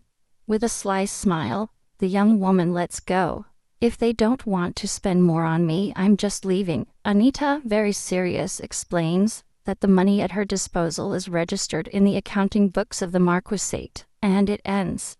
If the Marquis and the Marquise are bothered by something, they are free to file a formal accusation. The Marquis, furious, bangs the table. What nonsense are you talking? Anita, I was just correcting your attitude. The young woman gets to the point. Why has the Marquis come to my room? Tell me the real reason. Finally, the Marquis reveals the problem. Your daughter must request an audience with His Majesty. The Emperor was furious to learn about the Ranoti family's tax evasion. This means that they will lose all the profits they make from their territories. Anita is outraged with his plans. He wants to exploit the population to compensate. By law, the Marquis is obliged to return the full amount, tripled. He asks indignantly, what amuses Anita so much? Will he see her sink into ruin? The girl asks, if she pays the compensation to the Emperor, will everything be solved? His father answers that he does not. He must speak to the Emperor and prevent him from sending them to the estate. Deep down, this punishment for her parents pleased Anita very much. The Marquis justifies himself. He says that they were looking for Arabella because they missed her so much. Anita nods coldly, showing that she already knew. Anita accepts the conditions, but with a subtle threat. She will send a letter to the emperor. He said that perhaps he could meet Her Majesty in a few days. Although mentally he accused the Marquis of hypocrisy, to herself, the young woman concluded that she was just a reflection of her father's terrible character. A few hours later, the protagonist left for the audience with the emperor. Permission was granted that same day. She did not believe that the emperor would come to so much, because it would hurt her pride. The meeting began with the emperor's question about why the lady had requested the audience. Anita expresses respect and admiration, when suddenly, the emperor asks if the marquis said something strange. The young woman asks to clarify what she means. Then the monarch apologizes, saying that he did not express himself well. The emperor said he was sorry, but he was not going to revoke the punishment imposed on the marquis and the marquesa. So, Anita decides to cut to the chase, and hands a folder to His Majesty. The girl explained that in that folder was the real reason why she requested the hearing. The emperor was amazed at what it was all about. Anita explains that her parents planned to deliver her to the temple. Her Majesty shot a look of absolute shock. Then, the protagonist understood that the emperor was trying to decipher by his eyes the reason for his visit.